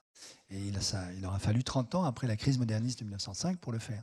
Donc je ne dis pas que c'est simple, et les chrétiens n'ont aucune leçon à donner sur cette question, mais voilà, ils ont la chance aujourd'hui d'avoir déjà traversé ces épreuves, et mon invitation, c'est qu'évidemment, l'islam est invité à le faire.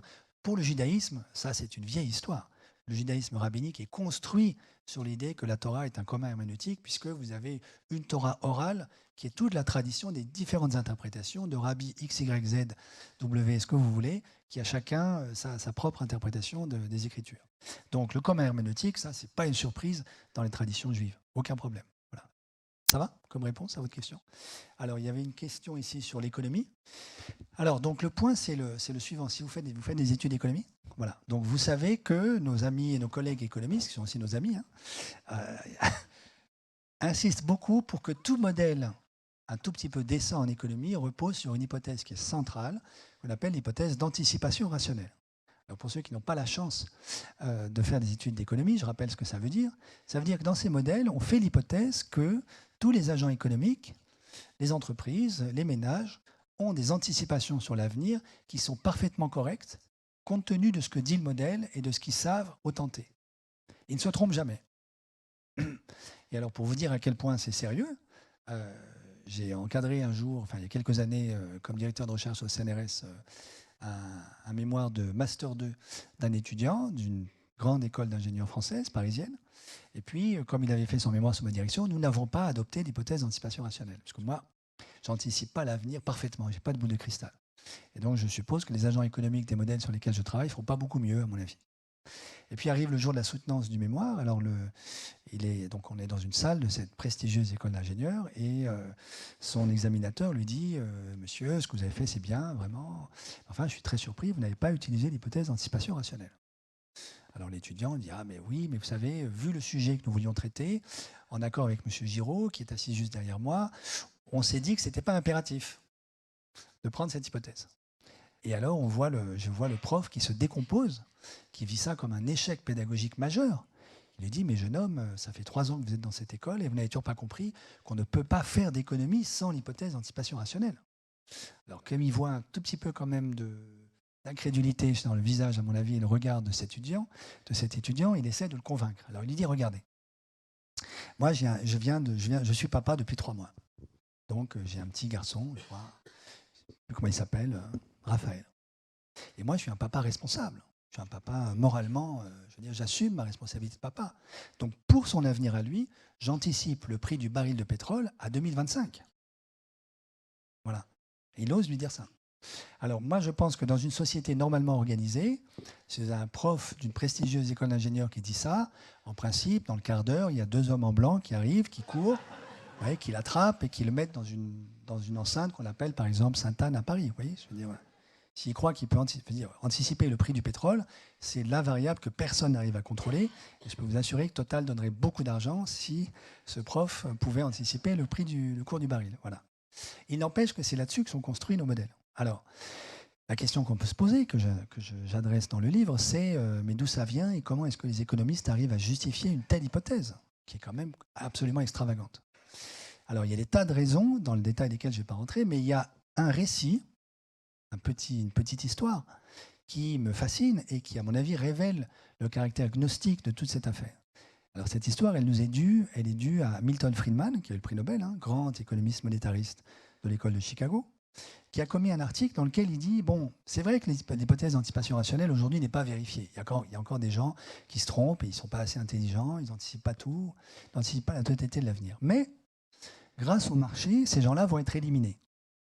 Petit à petit, on va s'en débarrasser parce qu'ils vont faire des erreurs, donc ils vont se ruiner. Voilà.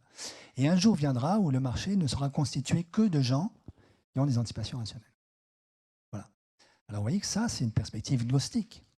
C'est la grande bifurcation dans l'avenir où les terrestres, les matériels, ceux qui se trompent sur l'avenir, qui n'ont pas de boule de cristal, seront éliminés et ne restera que les spirituels, les gens qui sont rationnels. Voilà.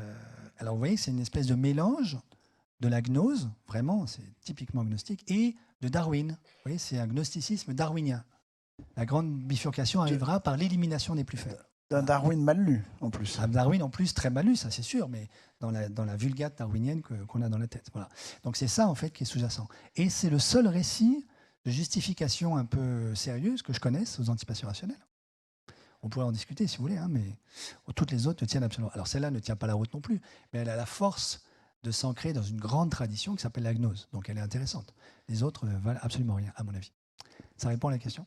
Alors, il y avait encore une autre question, si on n'a pas le temps. Le timing était serré. Le timing est serré.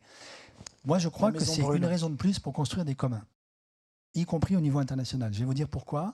L'exemple que je peux donner, c'est ce qui s'est passé avec la pandémie, au tout début de la pandémie en France, mars 2020, avril 2020.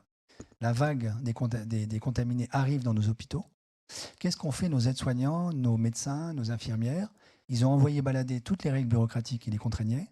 Ils ont mobilisé tout l'hôpital, mis en commun tout ce qu'ils avaient pour répondre à la vague. Donc, c'est des véritables héros. Ce qu'ils ont fait, c'est du commun. Ils ont retransformé l'hôpital en un commun, là où la privatisation de l'hôpital, progressivement, avait transformé l'hôpital en une boîte noire qui fait du profit sur les lits des patients. C'est pour ça qu'il faut que les patients restent le moins longtemps possible dans les lits, etc. Vous connaissez tout ça. Donc, ils ont fait du commun. Quand on fait du commun, c'est là qu'on est le plus efficace, le plus rapide, le plus intelligent, etc. Contrairement à ce qu'on croit. Alors, il a fallu l'urgence de la vague pour qu'on se décide à le faire, qu'on s'autorise nous-mêmes à le faire. Vous avez des gens, vous savez, pendant le printemps 2020, qui ont reconstitué des respirateurs avec des imprimantes 3D. Des services d'urgence n'avaient plus de respirateurs. Et puis, il y a quelqu'un, je ne sais pas quoi, à Toulouse, qui en a fait un, qui l'a mis à disposition de l'hôpital de Toulouse, etc. Oui, c'est extraordinaire. C'est ça, les communs. Et c'est ça qu'il faut qu'on fasse au niveau mondial. C'est justement parce qu'on n'a plus le temps qu'on ne peut plus se permettre de construire des trucs compliqués avec la fiction du public, pour se donner des lois, etc. Il faut qu'on invente du commun partout. Et en plus, on le fait déjà. Je vous donne l'exemple que je donne un peu partout, mais pour ceux qui m'écoutent, je vais me répéter un tout petit peu, mais ce n'est pas grave. C'est DNDi, Drugs for a Neglected Disease Initiative, qui est une plateforme qui a été créée par des médecins français il y a un peu plus d'une quinzaine d'années aujourd'hui pour distribuer des thérapies contre les maladies négligées par le secteur privé. DNDi aujourd'hui vend la thérapie contre l'hépatite C en Égypte pour 300 $, alors qu'elle vaut 2 000 € en France ou en Europe. Alors, ce n'est pas gratuit, donc ce n'est pas exactement un commun pur, mais on s'en fiche. Le problème n'est pas la pureté dans cette affaire. Hein. La pureté, c'est de nouveau une catégorie du sacré et de la propriété privée. Mais c'est un commun quand même au sens où, comment est-ce qu'ils arrivent à faire ce miracle? Ils mettent ensemble le secteur privé, Big Pharma, des États souverains et des ONG de la société civile, en particulier des ONG humanitaires et de développement et des ONG médicales. Ces trois acteurs, qui d'ordinaire ne se parlent pas, ils sont plutôt en compétition, apprennent à collaborer, à discuter et à faire le miracle qui est trouver des thérapies contre les maladies qui sont abandonnées par le secteur privé parce que ceux qui en souffrent sont trop pauvres. Donc pour le business, ce n'est pas intéressant. Vous voyez ? Ça, c'est un exemple qui marche au niveau international. Et ce qu'on devrait faire, à mon avis, c'est prendre inspiration de DNDi pour le faire pour d'autres maladies, pas simplement les maladies négligées par le secteur privé. La prochaine grande pandémie, quand est-ce qu'on serait intelligent, si vous voulez, si on crée aujourd'hui un OMS 2.0 sur le modèle de DNDi pour faire face à la prochaine pandémie, oui, qui va arriver, on le sait déjà. Ou pour faire face à la question de la biodiversité, du manque d'eau. On va manquer d'eau en France dans 20 ans. Comment est-ce qu'on va créer les institutions pour prendre soin de ça? Du fond des océans. Il y a un débat aujourd'hui aux Nations Unies sur le statut qu'il faut accorder au fonds océanique. Ce que je comprends bien, la France, en coulisses, plaide pour la privatisation des fonds océaniques, ce qui, à mon avis, est une mauvaise idée. Et vous avez un certain nombre de juristes qui travaillent à toute vitesse pour leur donner un statut de commun, ce qui est compliqué parce qu'il n'y a pas de consensus international sur ce que c'est qu'un commun. Voilà, il ferait bien de lire un tout petit peu, je rigole, un tout petit peu ce bouquin, mais bon. Mais vous voyez, c'est ça. Et donc, c'est pour ça, à mon avis, si on n'a pas le temps, c'est justement la raison pour laquelle il faut aller plus vite et faire du commun. Une autre salve de questions. Oui, alors je vais être très rapide et un petit peu fruste parce que je n'ai pas lu votre ouvrage, mais c'est la première des choses que je vais faire. Premièrement, sur les 4 schémas, enfin, j'ai deux petites questions que je vais faire très rapides. Sur les 4 schémas, en fait, il y a beaucoup d'exemples aussi où ils s'interpénètrent, il y a des porosités. Voilà. Typiquement, la marchandisation des corps, c'est une invention de l'État aussi. C'est l'État français qui a fixé un prix au corps. Donc, est-ce qu'il n'y a pas des solutions aussi à trouver qui seraient des espèces d'hybridation entre les différents schémas? Deuxième question très rapide. Les communs, il faut bien à un moment donné fixer des limites pour l'action. Même chose avec le commun herméneutique. Je comprends que c'est ce qui nous sauve du dogmatisme, bien entendu, mais on ne peut pas tomber dans le pile-poule permanent et il faut bien à un moment donné se dire, tiens, on se met d'accord sur une règle interprétative. Le droit, par exemple, c'est aussi de l'interprétation. Tout n'est pas aussi clair que le rouge, le vert, l'orange. Et puis, troisième, dernière question, est-ce que ce n'est pas un peu frustrant de vous voir défini juste comme économiste? Ou alors c'est une nouvelle vague économiste qui mêle beaucoup plus de sciences humaines? Voilà. Merci. Le deuxième micro est déjà en main. Et pendant ça, le premier micro pourrait peut-être descendre vers la main qui se lève, s'il peut être passé. Ah, peut-être une jeune femme, on va peut-être faire une... Ça serait bien d'équilibrer quand même les intervenants. Moi, c'est une question. Vous avez présenté le christianisme. Tu peux y aller? Madame est en train de parler, monsieur, vous parlerez après. Vous avez présenté le christianisme comme une ressource qu'on pouvait utiliser pour refonder nos institutions. Est-ce qu'on peut vraiment utiliser cette ressource en France, dans une société qui se désacralise à grande vitesse, où c'est plus forcément des références partagées, où c'est aussi dans un État aussi qui prône la séparation des références politiques et des références religieuses, et où c'est aussi connoté politiquement, il y a quand même un tabou sur la question des racines judéo-chrétiennes, etc. Comment est-ce qu'on peut être méthodologique et exploiter ça en France? Monsieur, la parole est à vous. Oui, merci pour votre présentation et votre livre qui apporte une perspective nouvelle sur des communs ancrés dans une tradition judéo-chrétienne.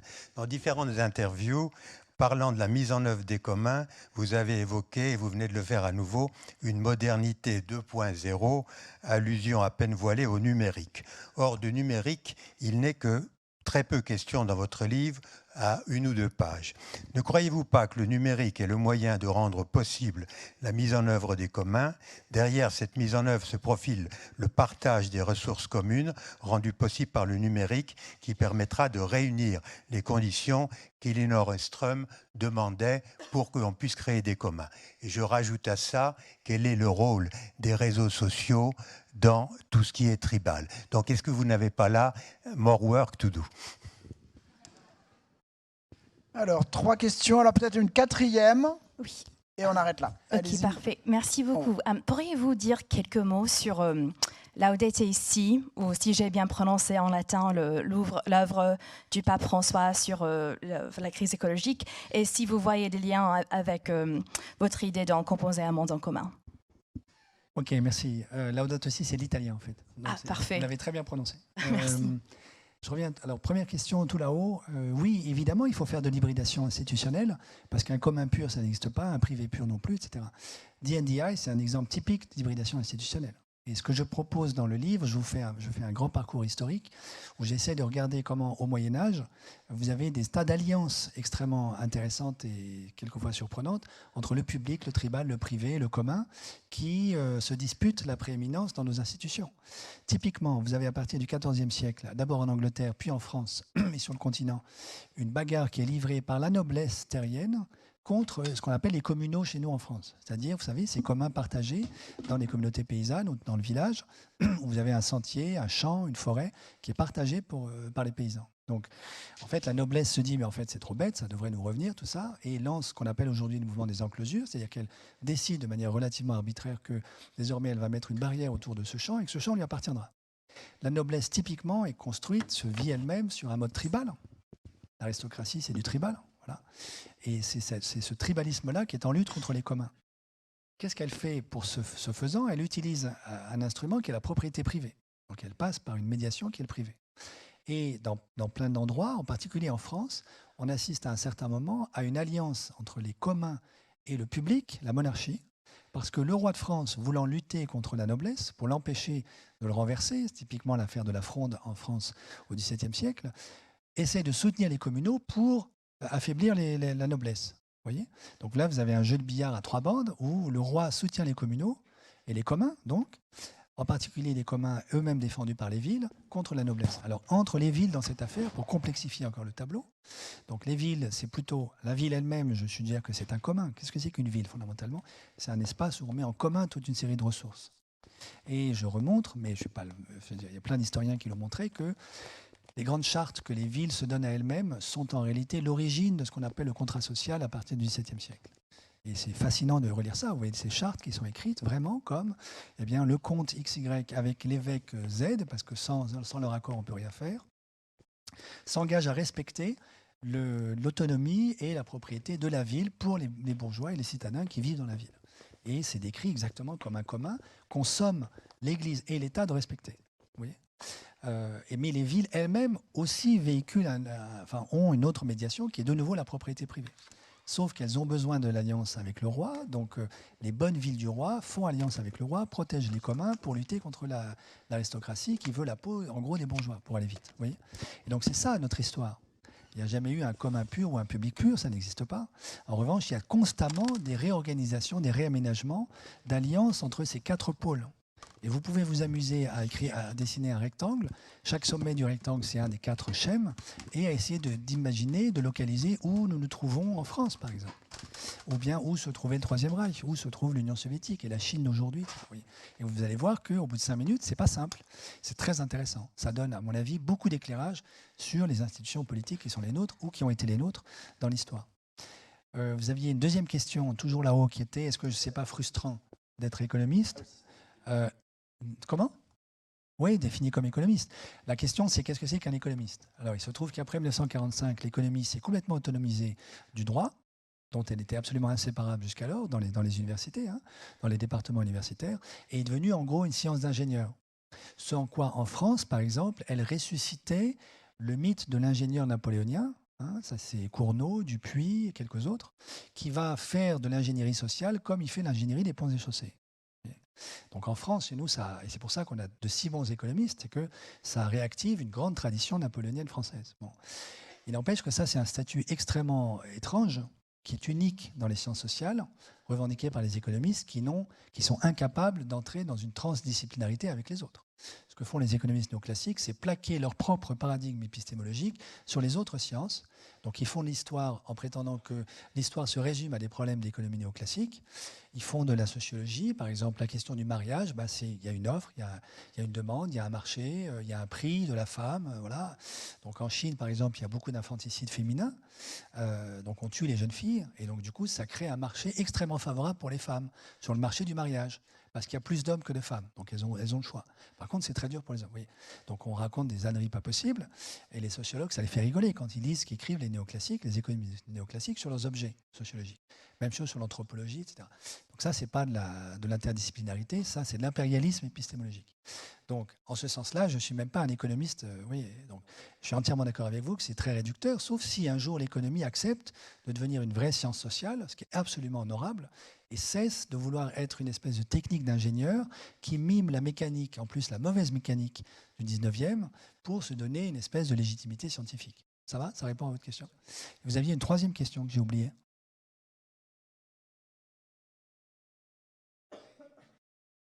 Ah oui, de régler l'interprétation. Vous avez absolument raison. Du côté de l'Église, en fait, c'est le magistère de l'Église. Du côté de l'Église catholique, c'est le magistère de l'Église catholique, qui n'est pas là pour dicter le sens des Écritures comme un public, mais pour réguler les communs herméneutiques, scripturaires. Comment le fait-il? Mais par exemple, rien que la constitution du canon des Écritures, ça, c'est déjà un acte de régulation dogmatique, à la fin du IIe siècle. Alors, vous ne savez pas que pendant les 2 premiers siècles, tout autour de la Méditerranée, circulent des tas d'évangiles. On en a retenu 4, mais il y en a plein d'autres. Il y a l'évangile de Thomas, il y a un recueil de ce qu'on appelle les logia du Christ, donc les paroles du Christ, qui a une espèce d'évangile qui est uniquement une série d'apophthegmes, vous voyez, de Jésus-Christ. Bon, vous avez un évangile de Pierre, puis vous en avez plein d'autres. Puis vous avez des tas de lettres de Paul, il y en a des fausses, des vraies. Voilà. Bon. Aujourd'hui, les exégètes savants parlent des deutéropauliniennes. Qu'est-ce que fait l'Église à la fin du IIe siècle? Elle décide qu'elle va fixer le canon des Écritures et qu'elle va clore les Écritures. Et que la Bible, désormais, ce sera ça. Les livres que vous connaissez, qui commencent par l'Évangile de Matthieu, etc., qui se terminent par l'Apocalypse. Ça, c'est un acte de régulation qui ne dicte pas le sens. Et le fait même que l'Église ait eu l'intelligence de garder 4 évangiles qui ne disent pas du tout la même chose, et depuis 2000 ans, on s'arrache les cheveux sur la reconstitution de l'hypothétique trajectoire historienne de ce qui s'est passé au sujet de Jésus, puisque les 4 évangiles ne racontent pas les choses de la même manière.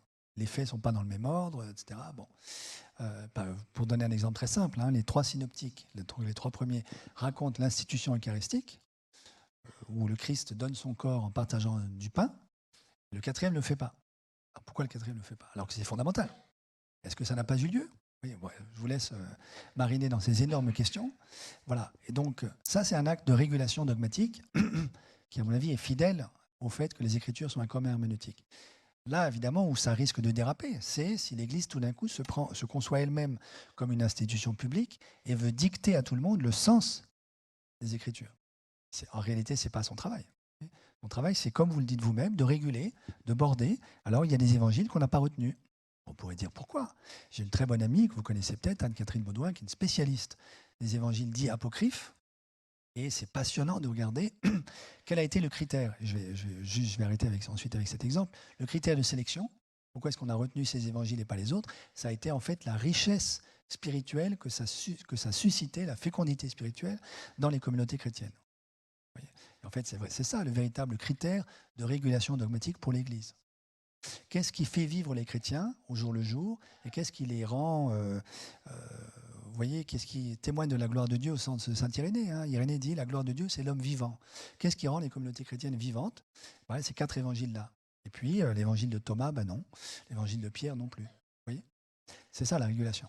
Et je suis entièrement d'accord qu'il faut la régulation. Mais vous voyez, par exemple, même Wikipédia, qui est un commun, un grand commun numérique, ça va faire la transition avec la question sur le numérique. Wikipédia, il y a des tas de règles. C'est pas l'anarchisme spontané, quoi. Je fais un peu de régulation du temps. Oui, tout à fait. Il faut passer aux 3 autres réponses. La demoiselle là-bas, Alors, c'était... il y avait la question de est-ce que c'est compatible dans un monde dans un monde séculaire, en France, désacralisé et où en plus la laïcité... Alors désacralisé, oui, parce que justement, ça c'est la grande leçon de Marcel Gauchet, il a raison, le christianisme est une religion de sortie du sacré. Alors lui, il dit de sortie de la religion parce qu'il estime que toute religion est une religion du sacré, ce qui n'est pas mon cas. Lisez par exemple Emmanuel Lévinas, qui est une traduction talmudique, juive. Lévinas lui-même thématise le fait que le judaïsme, c'est la sortie du sacré vers la sainteté. C'est la catégorie alternative. Nous sommes plein de théologiens chrétiens à dire la même chose pour le christianisme. Le christianisme n'est pas une religion du sacré, une religion de la sainteté, c'est tout à fait autre chose. Qu'est-ce que c'est que la sainteté ? C'est consentir à aller s'asseoir sur le trône du Père avec lui, à partager le pouvoir. Parce que le paradoxe dans l'offre qui nous est faite dans l'Apocalypse, c'est qu'on pourrait dire « Oh là là, le Dieu des chrétiens est extrêmement généreux ». Le paradoxe, c'est que c'est nous qui n'en voulons pas de cette proposition. C'est moi qui suis le premier à résister, à ne pas vouloir m'asseoir sur le trône de Dieu. Parce qu'en fait, en vérité, si je suis un tout petit peu honnête, je n'ai pas envie de partager. J'ai envie de partager avec lui. Et je veux bien qu'il me donne son pouvoir, mais alors c'est pour moi, vous voyez. C'est ça la réponse humaine, la réponse qui n'est pas juste. La sainteté, c'est de traverser ça, de consentir à partager avec lui, avec l'agneau égorgé, le Christ, avec les pélicans et avec vous tous qui êtes dans cette salle. Vous voyez, c'est ça le vrai enjeu. Alors, pour la question de la désacralisation, oui. Sur l'autre question qui est, parce que vous avez parlé un peu de l'exculturation du christianisme, au sens de Daniel Hervieux-Léger, c'est-à-dire que le christianisme sort de la culture française en ce moment. Je vous donne un exemple. J'ai pris le train une fois avec une femme qui chante dans un groupe de rock. Très bien. Alors je l'interroge parce que je ne connais vraiment rien au rock. Vous voyez, moi, c'est plutôt les variations Goldberg. Bon. Et elle me dit, mais vous faites quoi dans la vie ? Je lui dis, je suis jésuite. Alors, aucune idée de ce que c'est qu'un jésuite.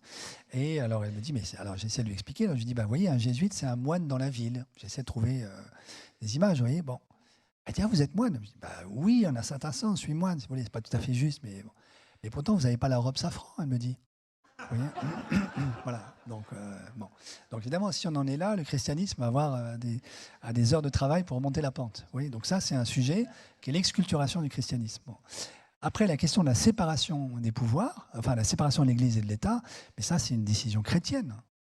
Rendez à Dieu ce qui est à Dieu et à César ce qui est à César, mais c'est une séparation qui ne veut pas dire qu'il n'y a pas une articulation, vous voyez, au sens de Chalcédoine, si vous connaissez un tout petit peu. Vous voyez. Distinction sans séparation étanche, enfin sans séparation où on s'ignorait, mais avec une articulation. Vous voyez. Et la devise républicaine est une devise chrétienne. Le troisième terme, c'est la fraternité. Alors j'entends maintenant qu'il y a un certain nombre de gens qui voudraient remplacer fraternité par solidarité. Manque de chance, c'est fraternité. Donc il faut bien assumer cet héritage-là. Voilà, je crois, vous voyez. Et donc en réalité, la séparation de l'Église et de l'État, 1905, c'est une décision chrétienne, fondamentalement. Alors, après, il y avait la question du numérique. Je suis à 200% d'accord avec vous. J'en discute pas, moi je ne suis pas un spécialiste du numérique, mais si vous lisez par exemple quelqu'un comme Peter Bouwens, qui est un Belge, il écrit beaucoup sur la question des communs numériques et du peer-to-peer, c'est son grand sujet, et il a absolument raison. C'est clair. Tout ce qui s'invente sur le numérique, du côté des logiciels libres, de Wikipédia, du copyleft, du peer-to-peer, etc., et j'en passe, ça, c'est de la création de communs dans le numérique. Donc, en effet, le numérique est un lieu privilégié pour créer du commun. Et puis, vous y avez fait allusion, c'est aussi un lieu privilégié, malheureusement, pour recréer du tribal, et c'est ce que font les réseaux sociaux. Donc, les réseaux sociaux qui sont quand même aussi en grande partie responsable du Trumpisme aux États-Unis et de l'isolement d'un certain nombre d'entre nous qui sont confrontés uniquement à des gens de leur tribu, qui ont le même imaginaire, qui désapprennent complètement à discuter. La démocratie, c'est quand même la discussion. Ça, c'est catastrophique pour l'espace démocratique. Voilà. Il y a un besoin urgent de régulation des réseaux sociaux pour refaire de l'espace numérique, disons, un espace commun, alors que c'est en voie de tribalisation. Alors, Laudato si. Laudato si. Donc la question c'était...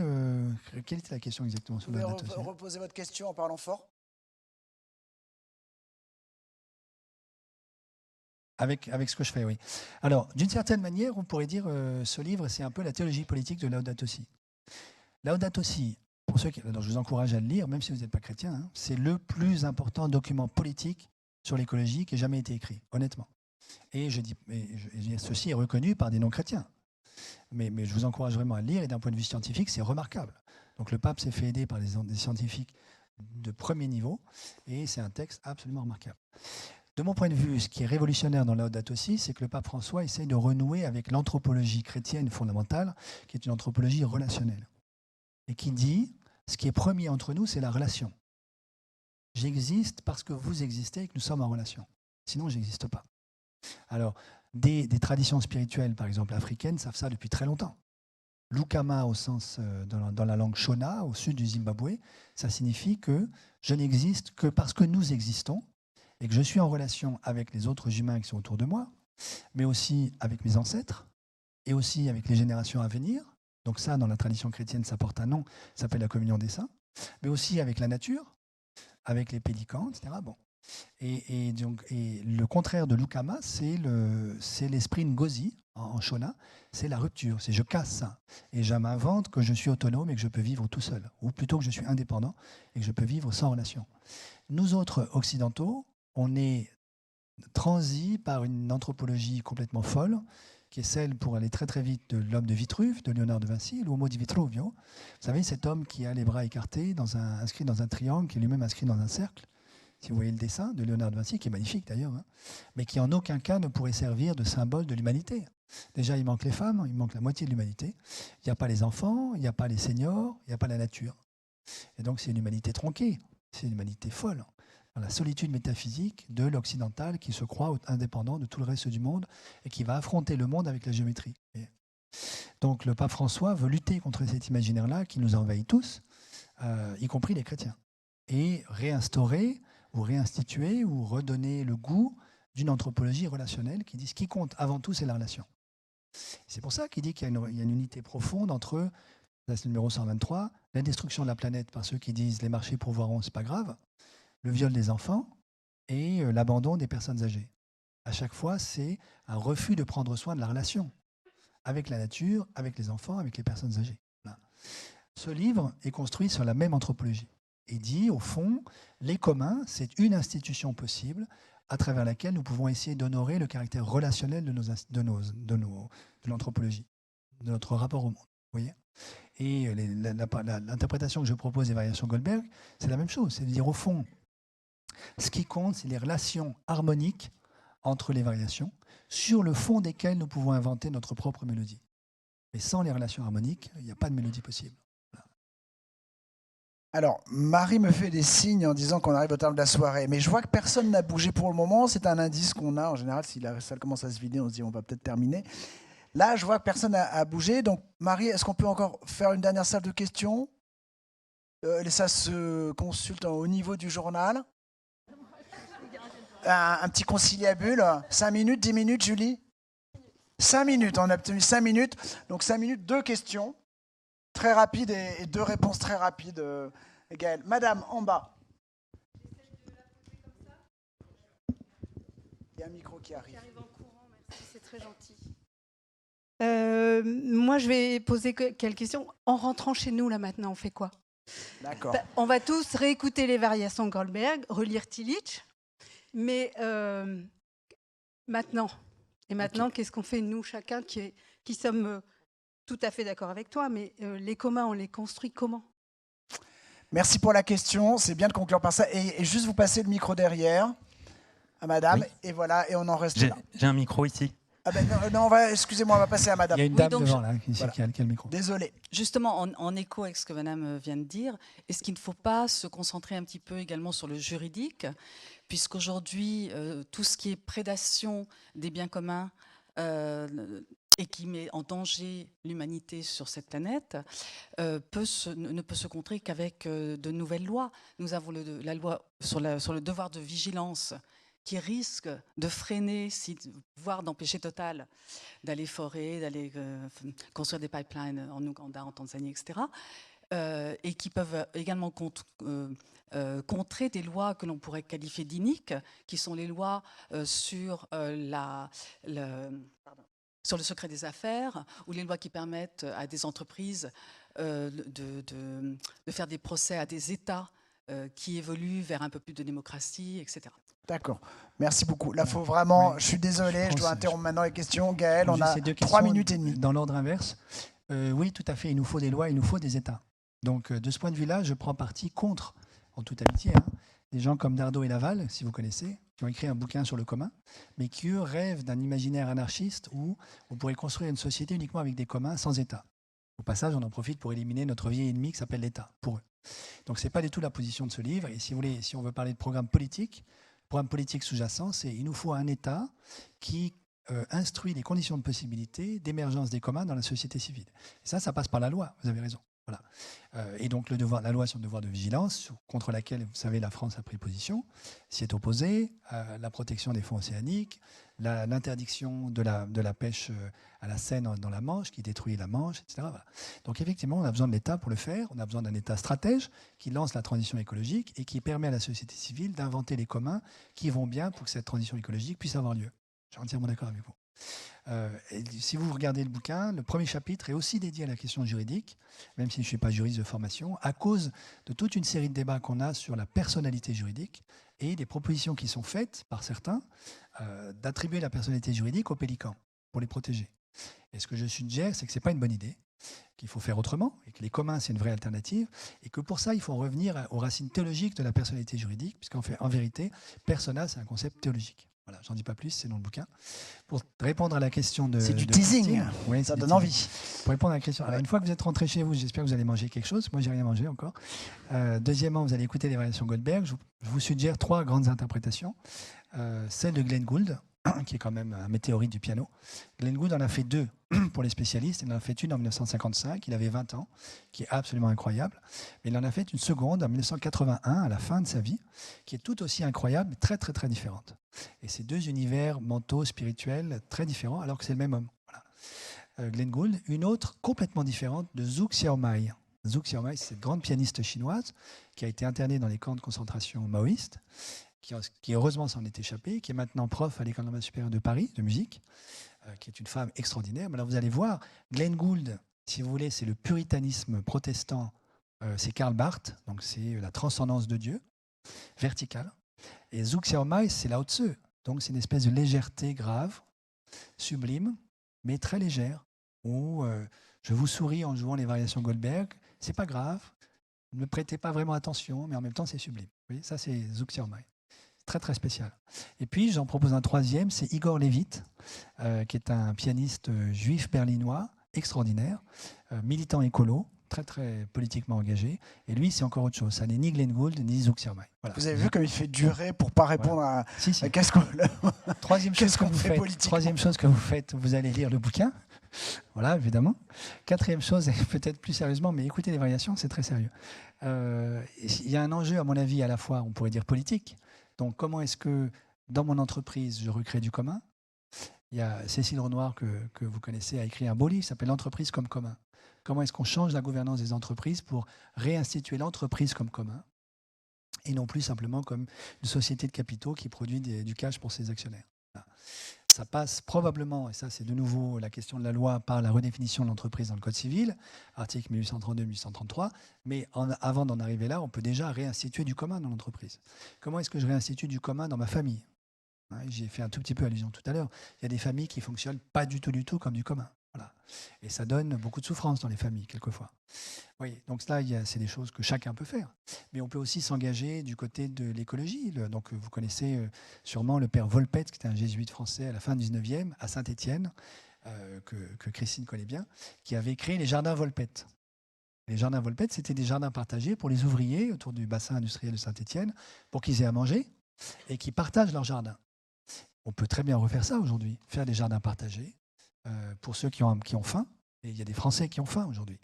Il y a 6 millions de Français qui vont à la banque alimentaire. 6 millions de Français aujourd'hui.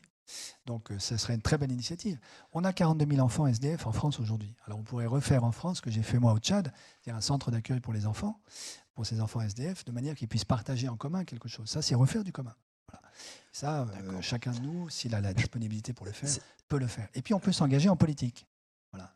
S'engager en politique du côté, à mon avis, d'un renouveau de l'offre politique qui mettrait au centre la question d'un État stratège favorable qui investit pour la transition écologique et qui protège les communs, sans quoi ils sont retribalisés ou reprivatisés. Bon, et ben on va se terminer sur ces mots. Merci beaucoup.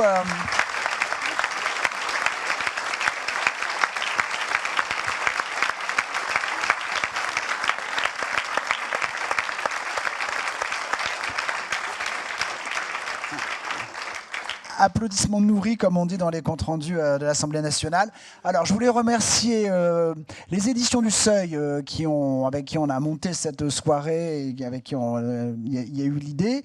Je voulais remercier Julie Joly, notre deuxième directrice, pour son piano. Voilà, parce que grâce à elle, on a eu un piano. Je voulais vous dire qu'on avait fait un grand entretien avec Gaël Giraud, que vous pouvez retrouver sur le site de l'Obs, avec mon camarade Pascal Richet, et nous deux, on a dépioté, ce qui est quand même un gros pavé. Hein. Vous le commencerez ce soir, c'est pas sûr que vous le terminiez. Et puis, je voulais remercier Marie Ribert, qui est là et qui est vraiment la grande organisatrice de ces masterclass. Et sans elle, il n'y aurait pas eu ce moment où on s'est tous eu beaucoup plaisir, je crois. Merci, à la prochaine. Au revoir.